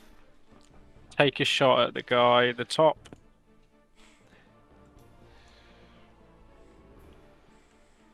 And then, if he's still standing, I'll use my bonus action for another shot. Yeah, he's still standing. So what's that? 12, 16, 21, 22, 25. Nice. turn. Cool. And it is now the ogre's turn. It's all ogre now. He is going to come over to you, John, and he's going to fucking great club you. Actually, let's just make sure. Did he crit? He did, but it was on a roll where he didn't have advantage, so he doesn't get it. So yeah, he hits. He actually misses you altogether, which Son. sucks. The other one's going to come up to you, Ray, and is going to club you. That does hit. You take 18 points of damage. Yeah. Zach, sorry, Ray, it's you. Do I have advantage with any of these? Not really. I'd have to let one of them hit me. Like, Sorry, opportunity I'm gonna have to reload again. I don't think you would have advantage just based on where everyone was standing. Sorry, did this Uh, one swing at me? Or did he attack Ray? I wasn't sure if I took damage in that turn. I zoned out for a second. No, he went out on Ray. Okay, cool. I'm Cool, going cool, cool, to just use my tusk on the one on the bottom. I miss. That's I've end my just turn. yeah, I've just gone back to the fucking fight. I realized they're like flanking you, Ray, and you was like, "Do I get advantage?" Oh no! Oh, Cool. like there. Yeah. Yeah, go on. Do my turn anyway. Zach's you. I'm gonna bonk this one below Ray. Mhm. Woo! Nice. Jesus. Wow, Nice. that was actually not that great. Yeah. 12 That 11 plus- was nice. Yeah, it started off good. 17. 17. It's like close to my max damage, I guess. Does not hit. 11. And that's Oh no, my it does. turn. That just hits. That just hits. He has 11 AC. Well, Wow. Nice. Did Yeah. I need more damage Yeah. without crit? Fucking hell. 23. Yeah, he's very close to being dead. Jordan, it's you. I'm going to slide round. And I'm going to attempt to attack him with sneak attack. Yep. On the one in front of you, yeah? This is the one between me and Ray. Yeah, yeah. So it's 27. He's close to dying as well. They're both quite fucked now. I'll shoot him again, Yeah. He's dead. and then I'll shoot through him at the same time to try and hit the other one. Yep. Not with advantage this time. Well, He's dead. aren't we beside him? Do you want to roll? Just, yeah, so we can see. Ah, nice. Delete. Did we take any damage from Yeah. those ogres? No, well, no, not really. I didn't. I took a damage, but like it was Wild at my shaped. boar. Yeah. Oh, Yeah. yeah. It's nice. Wow. How boring that combat was. So, I don't know, I like giant bludgeoning weapon seems good for me. Yeah. If anyone Um, doesn't have any objections. I actually think I want it, to be honest. I mean, you sliding with a warhammer does sound cool, man. I just. I don't stay think in the a- slide would work as well. Problem. It's like how the people look in RuneScape with a Gmaul. Yeah. But yeah, I just challenged yet. Feel free to loot. Take what you need. I'll take it. Is it? I mean, is there holes in this ceiling, Jack? There is holes in this ceiling. Damn it. I will send you the thing, Zach. Do magic weapons always require a tuning? Is that a thing? No, not always.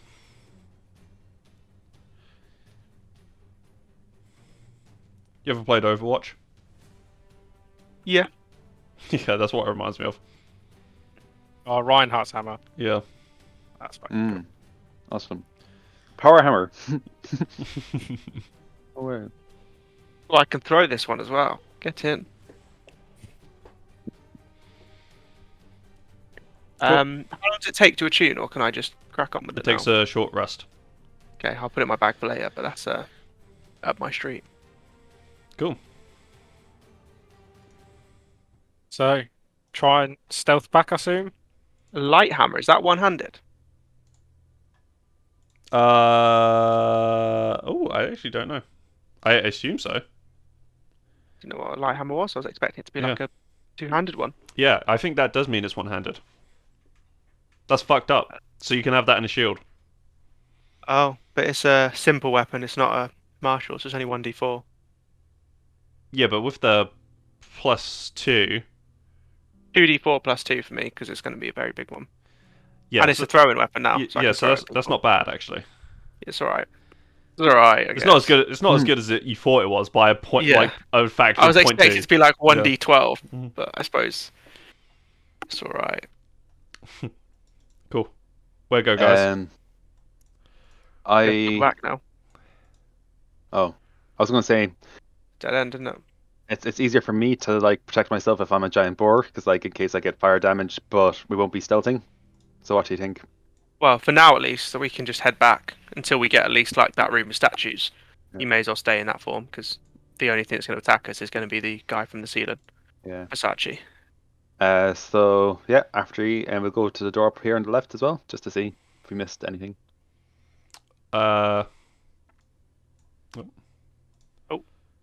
Yeah, we would have seen if we were around the corner probably. But... Oh, yeah. Oh, That's why he kept that Yeah. hidden. Otherwise, we were about to go all the way back. Good thing Ray's not an idiot. Yeah. Um, Jordan, after you. Yeah. And I'll like peer in the door and see if I can see anything or any traps. Yeah, it's all great. Oh, make an investigation. The floor definitely will fall through on a heavy weight. I'll tell the fat fuck to stay back then. Which bit, like around the doorway, or? Yeah, around the Oh, doorway. and the boar. Yeah, I was Yeah. gonna say, who are you Right. talking to? I'm gonna see you guys later. Yeah. I'm gonna jump across that bit of flooring. Cool. It's just one piece of floor. Yeah, think it's it's like just 10 easier. foot, 10 foot. So 10-foot cube. So, what do I need to roll to try and jump it? You don't. You can. You jump your half your strength score, So I can only jump 9 foot. which is enough. We'll round up that 1 foot. No jokes. You fall in the trap. Yeah. I like I the fact just- you fucking landed on me as Yeah. well. Can I just jump over? Yep.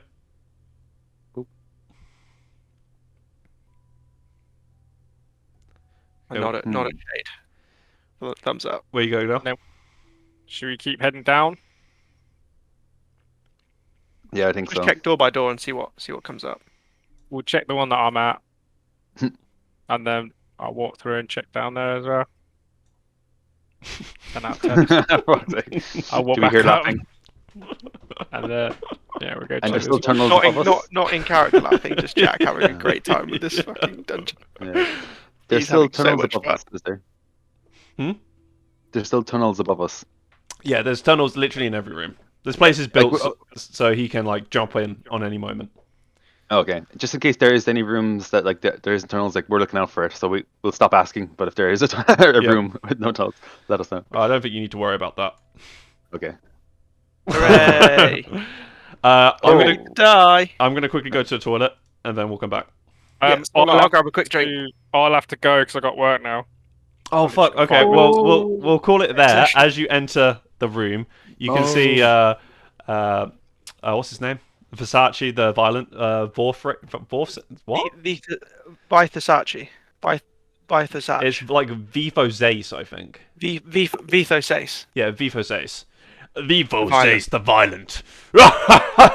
And he all his eyeballs He's seem supposed to to be squeal. centered to his eyes. Huh? Is he supposed to be centered to that circle of eyes, or is it? I mean, you can on this grid, Okay. so that's sorry. as parallel as you can get, Dad. So I'm back Sunday, either at 2 o'clock or 4 o'clock, depending on what bus we can manage to get after getting to the airport. So I'll be happy if I can make it. If not, feel free to play my character. If you need to do it on Friday or Saturday or something. I was going to conjure 8 giant owls, and then I was just going to like turn into an animal and then like fight. So Yeah. that was my Text you plan. on the bus to see what you want to do each turn. Yeah, yeah, I do, yeah. Cool. But yeah, Nice. hopefully I can make it.